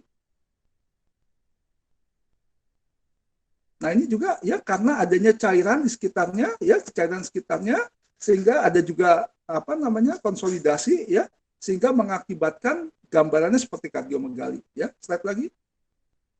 Slide lagi. Nah, tuh, ya, dia karena ada efusi dan ada atlektasis kompresif mengakibatkan gambaran seperti kardiomegali, padahal enggak, ya. Lihat lagi. Ya, jadi seperti itu, ya, banyak sekali yang kita kira kardiomegali, padahal enggak kardiomegali, tapi karena teknikal faktor, karena bentuk tubuh, karena juga masalah penyakit lain pada rongga toraksnya. Ya, slide lagi. Ya. Nah, bagaimana jika kita ketemu suatu pembesaran jantung yang cepat? Jadi ini masih normal, beberapa hari kemudian terjadi kardiomegali. Nah, kita mesti pikirkan beberapa kemungkinan di sini, ya. Slide lagi. Ya, jadi seperti itu, ya. Hari pertama di foto normal. 2 minggu kemudian sudah jadi kardiomegali. Kan harusnya nggak mungkin, ya. Kalau kardiomegali kan kalau memang yang akibat hipertensi atau akibat yang sebab-sebab lain, pasti infak atau sebagainya pasti nggak akan cepat, ya. Dia pasti lama. Kalau sampai 2 minggu begitu cepat, ya, sedangkan kita juga nggak melihat ada edema paru dan sebagainya, kita mesti pikirkan yang lain, ya. Slide lagi. Ya, jadi kalau kardiomegali yang cepat, kita mesti curiga adanya efusi perikardium, ya, atau hematoperikardium. Itu bisa bikin gambarannya pada foto torak menjadi kardiomegali yang bertumbuh dengan cepat, ya. Jadi kalau hati-hati, kalau kita ketemu hari ini normal, lalu beberapa hari kemudian terjadi kardiomegali, kita mesti pikirkan efusi perikardium, ya. Slide lagi. Ya, ini contoh, ya, akibat efusi perikardium dan pleural. Ya, slide lagi. Ya, efusi perikardium, ya. Seperti itu akan cepat sekali gambaran itunya pertambahan CTR-nya akan cepat sekali pada efusi perikardium, ya. Slide lagi. Ya, itu terjadi jadi di retrosternalnya akan melebar karena adanya efusi di perikardium.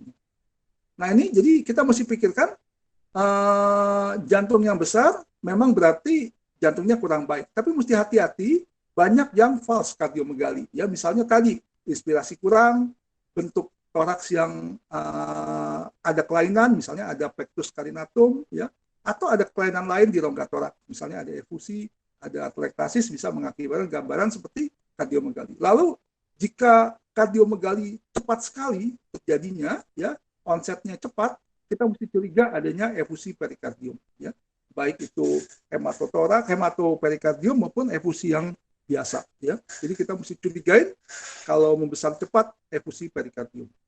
Ya, cepat slide lagi. Ya. Nah, yang kedua ini adalah mengenai udara di dalam rongga abdomen. Ya. Nah, hati-hati kalau udara dalam rongga abdomen atau pneumoperitoneum ya, kalau fotonya tegak ya, fotonya setengah duduk mungkin gampang didapatkannya ya, nggak jadi masalah seperti di 4 gambar yang pertama itu mungkin gampang ya kita dapatkannya ya, tapi akan menjadi sulit kalau dia posisi tidur ya, itu akan menjadi susah. Posisi supine kita akan deteksinya lebih rumit ya. Nah, yang mesti kita hati-hati lagi, bedakan antara udara dalam peritoneum dan udara di retroperitoneal ya, seperti di gambar sebelahnya yang sendirian itu adalah udara di retroperitoneal, bukan di peritoneum ya. Jadi kita lihat bahwa banyak udara daerah lusen sekitar ginjalnya ya, psoas sama ginjalnya begitu terpisah ya, karena ada udara sekitar ginjal, ada udara sekitar psoasnya. Ini adalah udara dalam retroperitoneum ya, jadi di intraperitonealnya nggak ada. Jadi kalaupun kita bikin foto tegak, nggak akan ada udara di subdiafragma ya, karena dia bukan di intraperitoneal, dia adanya di retroperitoneal ya. Kita harus mesti bedakan itu dulu, intra atau retroperitoneal ya. Lihat lagi ya, ini tanda-tanda daripada udara intraperitoneal atau pneumoperitoneum pada posisi tidur ya. Dia ada di situ ya, lokasinya di bagian kanan atas ya, seperti itu ya. Ini kita mesti curigain kalau posisi tidur kita mau deteksi adanya udara intraperitoneal di situ ya, di kanan atas itu kira-kira di posisi ligamentum falciparum ya, di situ itu kita lihat udara. Biasanya atau di dekat di bawahnya hepar dikit ya. Itu kita mesti lihat. Itu daerah-daerah yang mudah sekali terlihat adanya udara pada posisi supine ya. Lihat lagi. Ya. Nah, ini beberapa tempat yang bisa kita deteksi ya, untuk mendeteksi adanya pneumoperitoneum pada posisi supine ya. Jadi tadi yang hitam itu, yang garis hitam tanda panah hitam itu adalah di daerah ligamentum falciparum ya. Lalu juga di antara 2 lob usus ya, seperti itu ya. Juga di perifer ya, di daerah sinus costophrenicus tapi yang bagian subdiafragma ya, seperti itu. Jadi kita bisa deteksi. Jadi kalau mau mencari udara intraperitoneal atau pneumoperitoneum pada posisi supine, lokasinya di situ ya, lokasi situ ya. Jangan carinya di subdiafragma karena nanti susah, nggak akan ketemu karena dia kan posisinya supine ya. Kalau dia posisi tegak tentu kita carinya di subdiafragma, tapi kalau dia posisinya tidur tentu kita cari di situ nggak akan ketemu ya. Kita mesti carinya di daerah-daerah tersebut di atas ya, yang lokasinya lebih superior ya, lebih atas. Kalau pada foto dia ada posisi lebih di atas ya, atau di antara 2 lob usus. Slide lagi ya, ini contoh-contoh ya udara di dalam intraperitoneal pada posisi tegak, tentu gampang seperti ini ya. Lihat lagi. Nah, ini contoh sketsa dari yang intra dan retroperitoneal ya. Kalau intraperitoneal itu di depan ya, di depan itu yang dilingkarin di arsir dengan warna kuning itu intraperitoneal. Jadi kalau udara di sana tentu kita bisa gampang melihat ada udara di subdiafragma ya. Tapi kalau dia di posterior daripada arsir kuning itu, sekitar ginjal, sekitar psoas, itu di retroperitoneal ya, maka kita nggak akan menemukan ada gambaran tadi, tapi kita akan melihat adanya udara di antara ginjal dan muskus psoas. Slide lagi. Ya, ini juga sama menunjukkan antara retro dan intraperitoneal ya. Kolon ascendant dan descendant ada di retroperitoneal ya. Slide lagi. Ya, ini lihat daerah retroperitoneal ya, semuanya tuh yang diwarnain ada retroperitoneal ya. Dimana kalau ada udara di retroperitoneal maka gambarannya seperti tadi ya. Lihat lagi.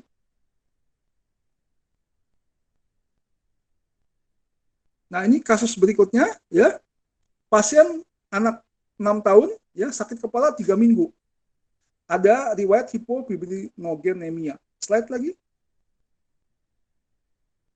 ya. Ada yang tahu ini gimana? Semuanya homogen ya, semuanya homogen, tapi kelainan yang kita temukan ya sepertinya tidak ada lesi, tapi kita hanya menemukan adanya midline shift ke kanan, ya. Kita lihat ada midline shift ke kanan, tapi penyebabnya apa nggak jelas, ya. Penyebabnya nggak jelas, tapi kita lihat ada midline shift ke kanan. Ya hati-hati kalau kita ngelihat midline shift ke kanan, atau kita lihat ada midline shift, kita mesti hati-hati, ya. Slide lagi. Nah, ternyata setelah kita MRI, ya, itu adalah subdural hematom yang subakut, ya. Seperti kita tahu, subdural hematom kalau pada kondisi akut tentu warnanya dense, ya, hyperdense, ya. Tapi kalau dia udah mulai masuk subakut, warnanya akan sama dengan parenkim, ya. Balik lagi ke slide sebelumnya. Ya. Nah, seperti itu. Jadi di parenkim subdural hematom di subdural hematomnya dengan parenkim warnanya sama, densitasnya sama, sehingga tak terbedakan, ya, nggak terbedakan sehingga kita kesannya seperti nggak ada apa-apa. Kita hanya melihat adanya midline shift aja, ya. Coba slide-nya lagi.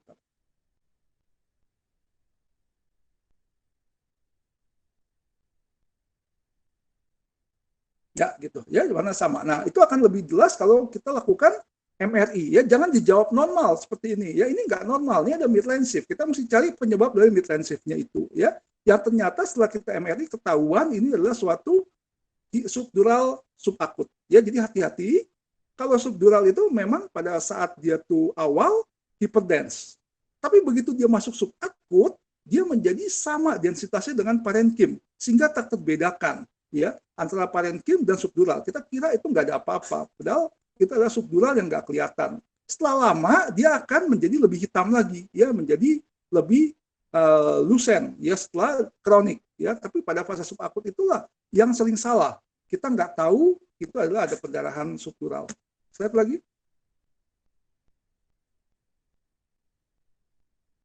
Slide. Nah, ya, itu lihat seperti itu, ya. Jadi lihat kan, ya, yang karena yang kiri, ya, yang CT scan kita lihat itu, ya, ada subdural, tapi karena densitasnya sama dengan parenkim kita nggak bisa bedakan. Kita hanya bisa bedakan setelah kita lakukan MRI, ya, terbedakan adanya suatu subdural, ya, karena dia udah fase subakut. Subakut itu densitasnya sama dengan parenkim, ya. Slide lagi. Nah, ini pasien dengan paresis nervus 3, ya, kronik, ya. Slide lagi. Nah, kita lihat begini, ya, kita lihat sepertinya nggak ada apa-apa. Kita hanya menemukan adanya suatu sinusitis, ya, di sphenoid dalis, ya. Kita kira suatu yang normal aja, ya. Kita coba lanjutkan lagi. Nah, kita lihat juga sepertinya normal-normal aja, nggak ada apa-apa, ya. Kan nervus 3 mulai dari midbrain, masuk ke paraselat sampai ke mata, ya. Semuanya nggak ada apa-apa, kelihatannya seperti bersih aja, ya. Slide lagi.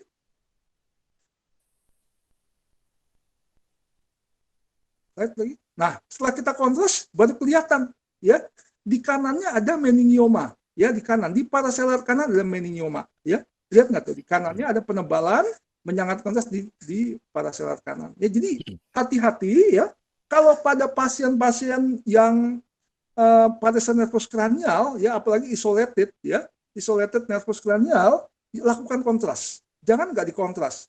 Kadang-kadang di non kontrasnya terlihat seperti normal, ya, di non kontras terlihat seperti normal. Pada saat kita kontras baru kelihatan adanya suatu meningioma di paraselar. Ya, jadi kalau sekali lagi poinnya adalah kalau kita ketemu paresis nervus kranial, apalagi yang isolated, kontras pasiennya, ya. Karena kalau kita hanya mengandalkan non kontras, sekalipun kelihatan normal, bisa-bisa ada massa yang nggak kelihatan, terutama di daerah paraselar, ya. Slide lagi. Nah, yang berikut adalah mengenai infak, ya, infak lakunar, ya, ini juga poin pentingnya. Seperti kita tahu di negara kita, ya, kejadian infak itu lebih banyak di lakunar daripada yang pembuluh darah besar.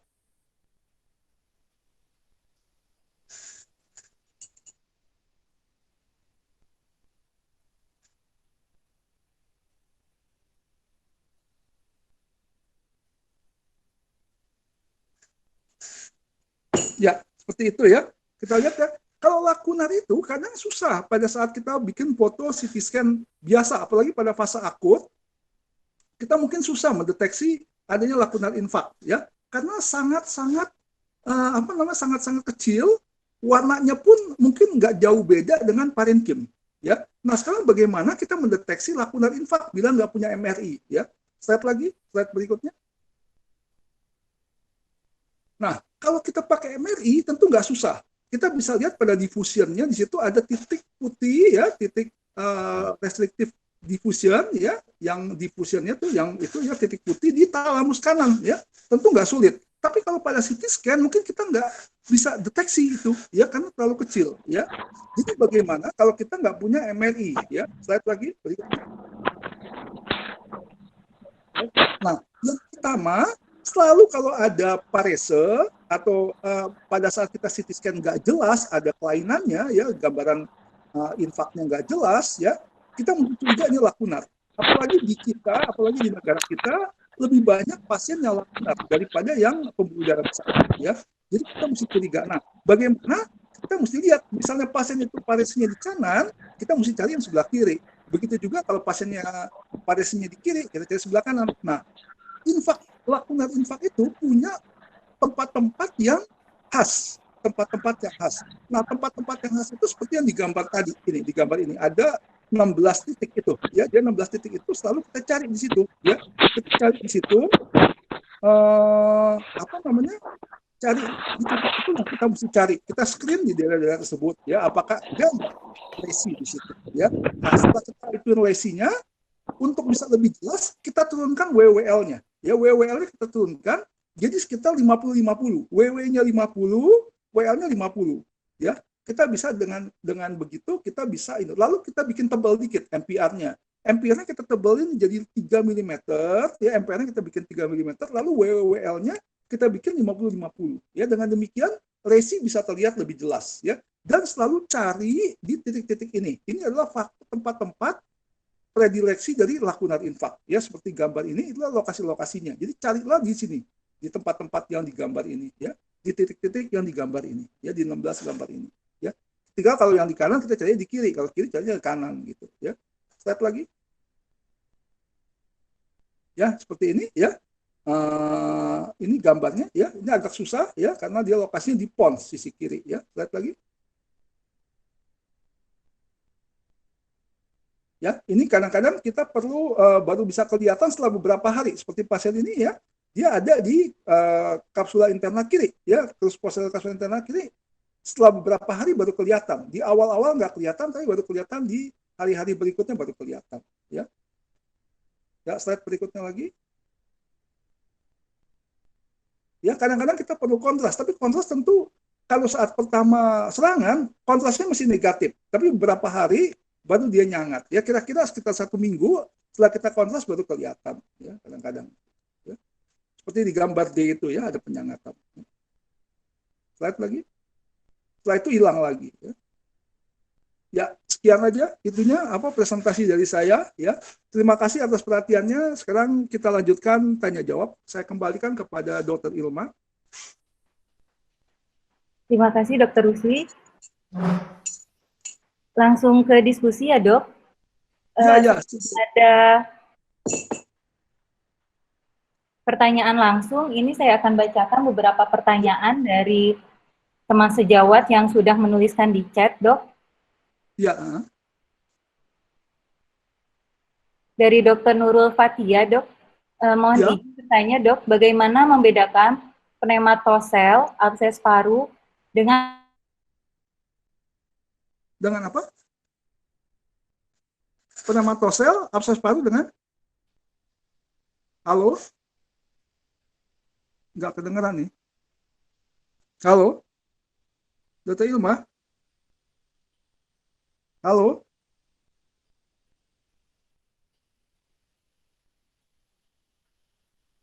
Halo? Dr. Ilma. Ya. Dr. Ilma. Dr. Ilma?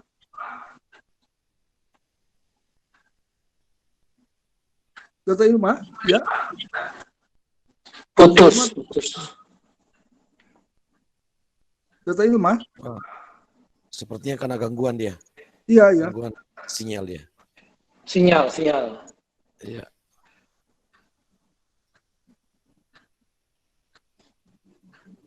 Ya, langsung aja Baca barangkali kalau baca di untuk chattingnya aja. ya. Atau Ada ada di yang chat, Dokter. Pertanyaannya ada di chat. ya. Ada Dr. Wahid. Selamat sore Dr. Wahid.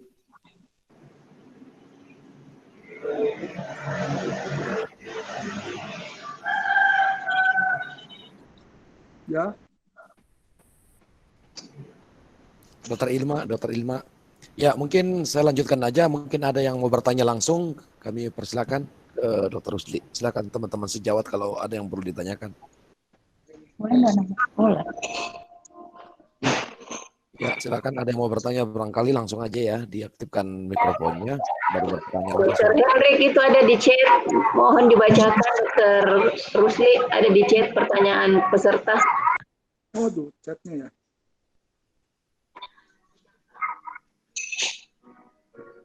Chatnya di mana itu? Ya, Dok, ini ada ini. Bisa dibaca, Dr. Hendrik ya? Ya, boleh saya coba baca. Ya.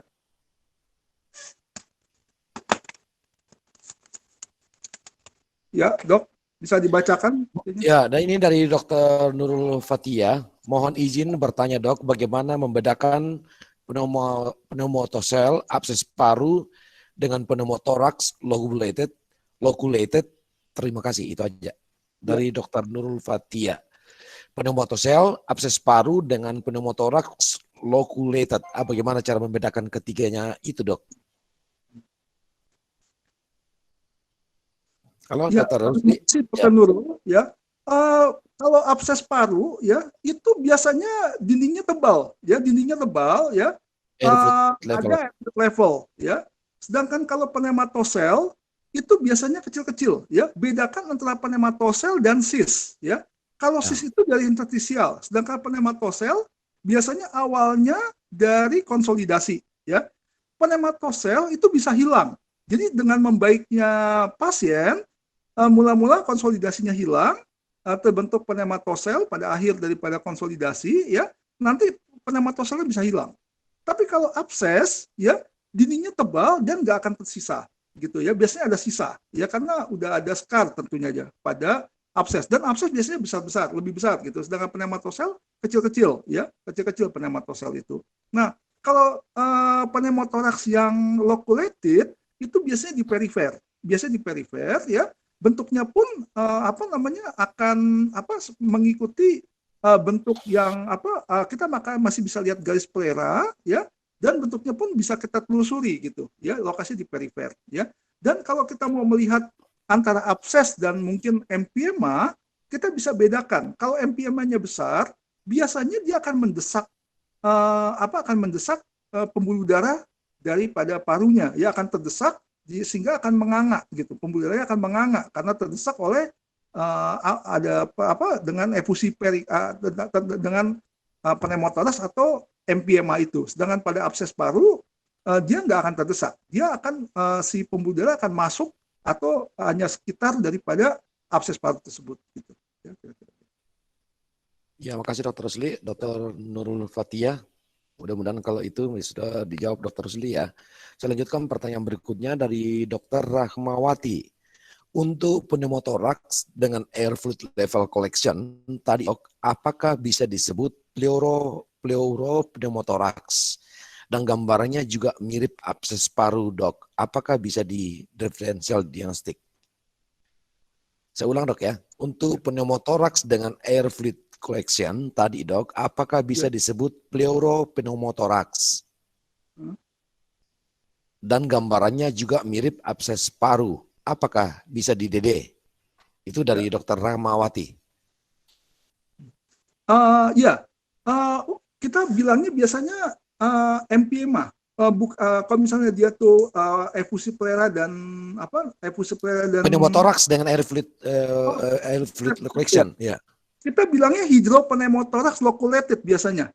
Kita bilangnya hydropneumotoraks yang loculated biasanya seperti Berarti itu. bukan pleuropneumotoraks ya, Dok ya? Bukan. Iya, bukan. Kita jawabnya biasa hydropneumotoraks yang loculated. Kalau kebetulan dia isinya pus, ya, empiema, ya, itu juga kadang-kadang bisa jadi air fluid level, ya. Membedakannya dengan abses itu seperti tadi, ya. Kalau pada empiema atau empiema yang loculated itu, ya, pembuluh darah akan terdesak dan menganga gitu. Sedangkan pada abses ya dia tidak akan menganga, dia akan seperti lewat aja di dalam lewat aja di dalam absesnya itu gitu. Kira-kira Ya, gitu. jadi kita sebut sebagai apa dok tadi? Hidropneumothorax loculated. Ya, oke, hidropneumothorax loculated. Jadi bisa diidentikan dengan abses paru dok? Iya, itu bisa. Kita melihat pembuluh darahnya. Kalau pembuluh darahnya menganga, itu asalnya dari plera. Tapi kalau dia itu nggak menganga, melewati aja pembuluh darahnya, nggak akan terdesak, itu kita harus yakin itu abses paru gitu. Ya, oke, makasih banyak dok ya. Saya lanjut ke pertanyaan ketiga dari Dr. Beta Agung. Izin tanya dok, untuk ground glass appearance, crazy paving appearance pada pasien COVID gambarannya seperti apa dok? Mungkin ini yang sudah pada seminar kedua dok ya. Gambaran seperti apa? Iya. Crazy paving. Iya, dia tanya bagaimana gambaran ground appearance, kemudian crazy paving appearance, kemudian pada pasien COVID gambarannya seperti apa? Kalau ground glass ya kita lihat seperti opasitas ya, di mana pada opasitas tersebut kita masih lihat pembuluh darah di dalamnya. Jadi pembuluh darahnya masih terlihat di dalam bayangan opasitas itu ya. Sedangkan crazy paving seperti ground glass juga, tapi selain daripada ground glass kita ketemu ada penebalan septal. Jadi seperti kotak-kotak gitu. Jadi campuran antara penebalan septal dan ground glass itu adalah pada crazy paving gitu. Ya, Bedanya. makasih, dok. Mungkin saya tambahkan dok untuk lebih jelasnya ini kebetulan buku yang dibuat Dr. Rusli bersama Dr. Aziza sudah lengkap di situ dok ya. Kalau bisa dibeli lah ya kira-kira dipesan ya lengkap di situ. Untuk lebih jelasnya dari pertanyaan dari dokter tadi ya. Kemudian saya lanjutkan dari Dr. Siswi Dianti. Mohon izin bertanya dokter, pada CT scan apa tanda dari congestive pulmonale atau early edema? Karena perbandingan peningkatan vaskuler paru lebih mudah dilihat dengan foto ronsen sehingga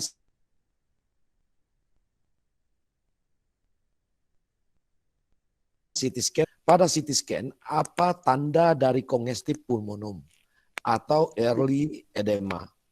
Karena perbandingan peningkatan vaskuler paru lebih mudah dilihat dengan foto ronsen, foto toraks, sehingga CT scan lebih seringkali kita lewati. Maksudnya mungkin dengan pada congestive pulmonale itu akan lebih jelas kelihatan dengan foto toraks dibandingkan CT scan. Gimana kira-kira dok? Ya, ya mungkin bisa seperti itu ya. Kita bisa masalah lihat Kirli dok, masalah Kirli barangkali ya. Iya. Di B ya. Memang sih antara kalau untuk kongestif paru ya mungkin dengan foto torak pun sudah bisa dilihat betul itu ya. Tapi gambaran daripada kongestif paru akibat kardiogenik pada CT scan yang paling utama adalah pada awalnya itu belum tentu belum ada infiltrat, tapi masih berupa ground glass di perihiler. Ground glass di perihiler itu satu, bukan di perifer tapi di perihiler di tengah-tengah ya, sekitar dari jantung. Lalu yang kedua kita lihat ada penebalan septal yang kita bisa lihat. Oke, makasih. Awal-awal untuk kardiogenik edema paru. Saya lanjut ke Dr. Renaldi Tioris. Ini dia ada tulisannya ini. Saya ingin menanyakan sering foto toraks hanya ditemukan adanya peningkatan sedikit bronchovascular pattern terutama pada foto toraks AP dan didiagnosa sebagai bronkitis. Saya ingin menanyakan apakah ada kriteria yang bisa dijadikan pedoman untuk kasus bronkitis atau pedoman normal bronchovascular pattern. Itu aja dok yang ditanyakan. Ya. Ya memang betul ya, akhir-akhir ini istilah bronkitis sudah nggak dipakai lagi ya, karena bronkitis itu sebenarnya adalah diagnosis klinis, bukan dari radiologis gitu ya. Kita mesti lihat klinisnya ya. Memang kadang-kadang kita ketemu itunya ramai. Nah yang sering kita patokan untuk mengatakan itu ramai atau enggak, biasanya melihat daripada perifernya ya. Kalau perifernya itu nggak mengecil, ya masih tetap cukup besar perbandingan pengecil, kan biasanya kan sepertiga ya, makin kecil ke distal mesti makin kecil. Nah kalau ke distalnya tetap tidak terlalu pengecilannya begitu lambat, begitu perbedaannya antara bagian sentral dan bagian perifer nggak terlalu banyak, ya itu kita mesti anggap sebagai peningkatan vaskuler. Gitu. Kita lihat ukuran diameter pembuluh darahnya, ya harusnya di perifer udah sangat nggak kelihatan, tapi kalau di perifer kita masih bisa lihat ada pembuluh darah, berarti kita anggap itu ada peningkatan vaskuler. Jadi kita tidak bisa menuliskan kata-kata bronkitis ya dok ya, kita Ya, tulis saja peningkatan bronkopaskuler. Iya. Ini kita nggak tuliskan lagi istilah bronkitis gitu. Tapi BPJS tidak bayar dok kalau tidak ada tulisan bronkitisnya. Ya nanti kita sesuaikan sama klinis, kita tulisnya bronkitis, karena vaskuler dalam kurung bronkitis saja gitu ya. Ya, makasih dok. Mungkin kita tambahkan aja begitu dokter Renaldi ya. Karena tidak dibayar BPJS kalau kita bilang peningkatan vaskuler, jadi tambahin aja dalam kurung bronkitis. Ya, makasih banyak. Ini ada pertanyaan lagi dari dokter Dia Maya Fitriani. Dia pertanyakan begini dok, apakah ada kiat-kiat khusus untuk membedakan antara konsolidasi di basal paru dengan efusi pleura yang non homogen? Ya, saya ulang dok. Ya. Apakah antara efusi pleura dengan dengan membedakan antara konsolidasi dok, konsolidasi Grongles barangkali maksudnya ini di basal paru dengan efusi pleura non homogen. Jadi biasanya ada efusi pleura yang disebut dengan homogen dengan non homogen. Gimana dok kira-kira? Oh iya, ini mungkin pada kasus itu ya efusinya banyak ya. Kalau ya yang mungkin yang baring dok. Yang tadi itu adalah misalnya pada efusi pleura, lalu efusi pleura disertai atlektasis. Ya, yang mungkin sinus kostofrenikusnya barangkali dok, yang itu yang dokter jelaskan tadi, itu maksudnya. Ya. Jadi tengahnya akan lebih, kalau ada konsolidasi, maka tengahnya akan lebih dense dibandingkan perifernya. Itu berarti di tengahnya ada atlektasis kompresif gitu. Nah, untuk membedakan antara konsolidasi dan efusi, konsolidasi itu biasanya arahnya itu kan dia wedge shape. Arahnya itu ke arah lateral. Sedangkan kalau efusi dia nggak mengikuti arah hilus. Ya. Ya, ini ada dari dokter Cici, dia bertanya dok. Hendak bertanya, bagaimana cara cepat membedakan antara medial pneumothorax dengan pneumomediastinum? Ya. Ya, itu pertanyaannya dok. Ya. Itu memang yang jadi masalah. Itu akan sulit ya. Yang paling gampang adalah pasiennya kita posisikan RLD atau LLD. Kalau pada pneumomediastinum, sekalipun kita posisikan RLD atau LLD, udaranya akan menetap di medial. Tetapi kalau pasien pneumothorax medial, saat kita ubah posisinya menjadi RLD atau LLD, dia akan bergeser ke atas. Dia akan bergeser ke arah yang ke arah atasnya gitu. Akan berubah tempatnya si pneumothorax medial. Ya, sedangkan pneumomediastinum dia akan tetap. Kita mesti LLD atau LLD sesuai dengan pneumothoraxnya ada di mana gitu. Ya, terima kasih dok.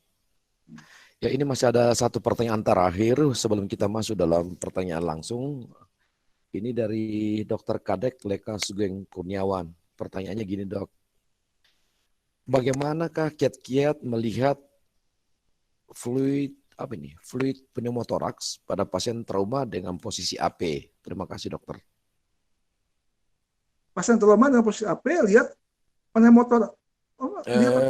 Fluid pneumothorax. Maksudnya hidropneumothorax barangkali dok. Iya.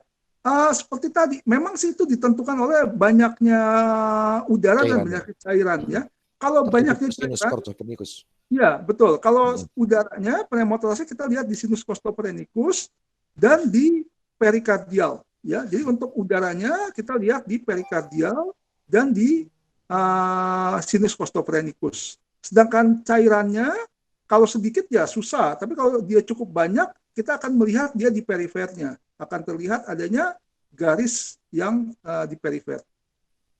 Ya, makasih banyak dok.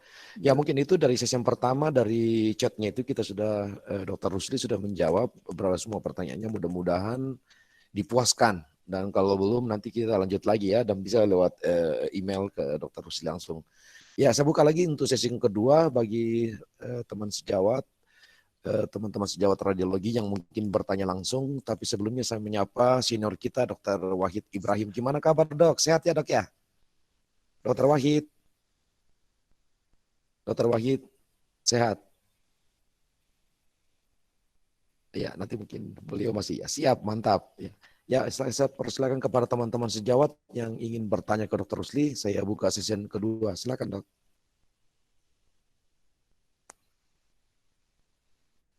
Mohon diaktifkan mikrofonnya kalau mau bertanya ya. Ada pertanyaan? Ada barangkali tambahan Dokter Firman?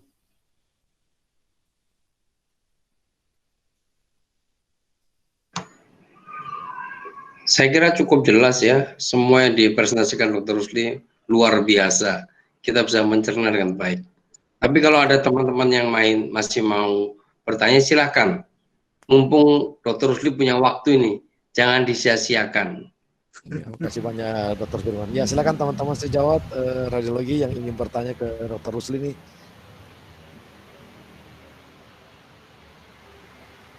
Ya, silakan dibuka mikrofonnya kalau mau bertanya.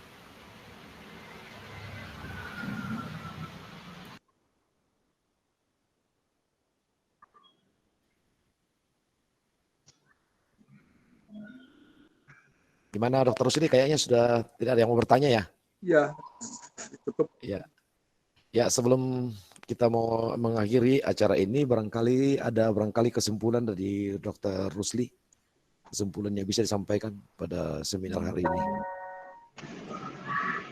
Ya, mungkin sebagai kesimpulannya mungkin kita harus hati-hati karena dalam kasus emergensi sering pasien itu tidak bisa dalam posisi yang sempurna ya, posisinya supine kebanyakan ya, sehingga kita mesti hati-hati di mana gambaran radiologis menjadi berbeda ya, kita harus cari tempat yang tidak biasanya gitu. Kita mesti hati-hati dan beberapa hal adalah sesuatu yang sangat berbahaya yang harus kita deteksi. Di dalam sistem emergensi ini dok, apa memang CT scan sangat dibutuhkan di dalam memiliki perannya cukup tinggi juga dok ya untuk bisa menegakkan diagnosis dengan cepat ya. Terima kasih banyak. Bila ada CT scan bagaimana gitu tadi. Iya, terima kasih dok. Dokter Firman ada closing statement barangkali Dokter Firman. Halo dok. Ya, terima kasih. Mohon diaktifkan dok adanya, diaktifkan mute-nya. Mikrofonnya diaktifkan dok, ya silakan. Oke, terima kasih prakarsa yang luar biasa dari PDSRKI Banten. Ternyata peminatnya luar biasa sampai hampir 200 tadi saya lihat. 212 dok. Nah, ya berarti sudah tersebar sampai hampir seluruh Indonesia ada yang menyaksikan ini, dan ini sangat berguna dan sangat bermanfaat. Saya kira ini bisa dilanjutkan Dr. Rusli dan Dr. Hendrik Sulo Ya, jadi pionir-pionir PDSRKI di tanah air. Saya kira cukup segitu dari saya. Selamat sore, silahkan. Ya, terima kasih banyak Dr. Firman. Sebelum Terima saya kasih, menutup, Dok. Dokter saya Ilma udah sudah masuk muncul. lagi. Aduh, Dokter. Dokter Ilma ini malah lari.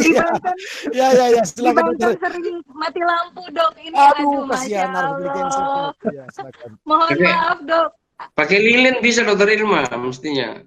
Iya ini. Untung Dokter Firman cepat chat saya, cepat ambil alih Dokter Hendrik. Wah, alhamdulillah. Ya, Terima kasih banyak, Dok. Dokter Terima Ilma, kasih banyak. sebelum menyapa dulu Dokter Iskandar dari Makassar masih juga bergabung dengan kita, berarti sudah sampai ke Sulawesi Selatan ya. Nggak tahu mungkin teman sejawat dari Papua barangkali ada nih. Ya silakan Dokter Ada Ilma. banyak, Dok. Dari Papua ada, Ya. Dok. Dokter Nina dan kasih, Dok. Dokter. Ya, mungkin saya tambahkan dulu satu bahwa saat ini sudah ada buku khusus untuk COVID dari radiologi yang ditulis dan dibuat oleh Dr. Rusli bersama Dr. Aziza, dan mungkin kami sudah menyampaikan dapat dipesan melalui Bu Juli atau langsung ke Dr. Rusli atau ke Dr. Ilma. Ya, makasih itu informasinya. Salam ya Dr. Iskandar di Makassar. Salam sehat. Ya, salam. Ya, makasih dok. Ya silakan Ya. Dokter Ilma lanjutkan dok, sudah itu. Ya, Dok, mungkin sebelum kita tutup, Dok, mungkin Dokter Hendrik bisa memadu doa dulu, Dok, karena banyak teman sejawat kita yang memang sudah jadi korban terkena COVID ya, Dok ya. Ya, silakan. Dan baik itu yang sudah, yang mohon maaf meninggal dan beberapa yang masih dirawat, Dok. Mudah-mudahan Allah memberikan Amin. kesembuhan secepatnya, Dok. Mungkin Ya. Dokter Hendrik bisa dipimpin doanya mungkin sama Dokter Hendrik, Dok. Wah, jangan saya, mungkin ada yang lebih senior barangkali. Silakan. Dok. Sebenarnya di sini ada Dokter Wahid, Dokter Wahid, Dok. Dr. Wahid, ya boleh Dr. Wahid ya pimpin kita doa dok untuk teman-teman sejawat yang kena musibah paparan dari COVID-19. Dr. Wahid, bisa diaktifkan mikrofonnya Dr. Wahid. Ya, silakan dok, Dr. Wahid. Dr. Wahid.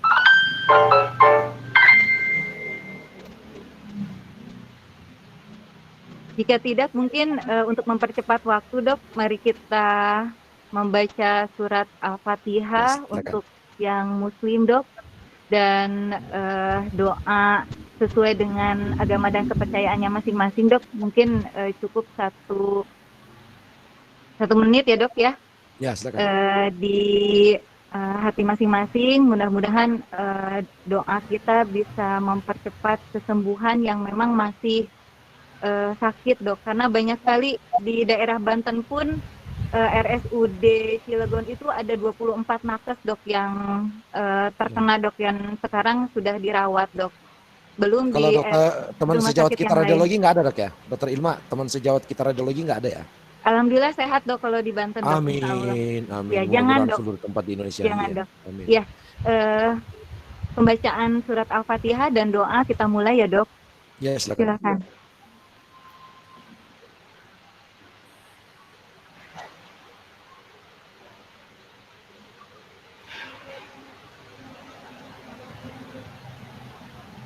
Ya, selesai. Alhamdulillah.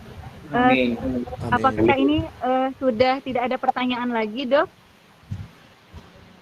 Karena ini materinya cukup menarik, Dok, dan Ya. akan ditemukan dalam kehidupan kita sehari-hari, Ya, baik oleh dokter umum atau klinisi ataupun bagi dokter radiologi. Jika tidak ada, akan kami tutup. Tidak ada ya, Dok ya? Kita tutup ya, Ya. Dok? Ya. Ya. Ya, Terima kasih kepada Dokter Rusli yang telah terus mensupport PDS RI cabang 14 Banten sebagai pembicara utama ya, Dok. Sebelum penghujung acara, saya selaku host mengucapkan terima kasih dan mohon maaf sebesar-besarnya jika sekiranya ada ulah kata yang kurang berkenan di hati. Kemudian kelangsungannya banyak kekurangan, Dok, yang disengaja maupun yang tidak sengaja. Mudah-mudahan kita diberikan umur panjang dan keluangan waktu untuk bersama-sama menimbul ilmu kembali, Dok. Mudah-mudahan webinar series ini tidak terputus sampai di sini. Mohon supportnya dari berbagai baik dari PDSRI Pusat maupun dari PDSRI cabang yang lain. Mudah-mudahan nanti kita bisa berkolaborasi, Dok, untuk mendatangkan pemateri-pemateri lain sehingga temanya lebih bervariasi, Dok. Akhir kata, marilah kita tutup acara webinar yang diadakan oleh PDSRI cabang 14 Banten dengan mengucapkan hamdalah bersama-sama. Alhamdulillahirabbil alamin. Kita tutup dengan doa akhir majelis. Subhanaka Allahumma wa bihamdika, asyhadu alla ilaha illa anta, astaghfiruka wa atubu ilaik. Wassalamualaikum warahmatullahi wabarakatuh.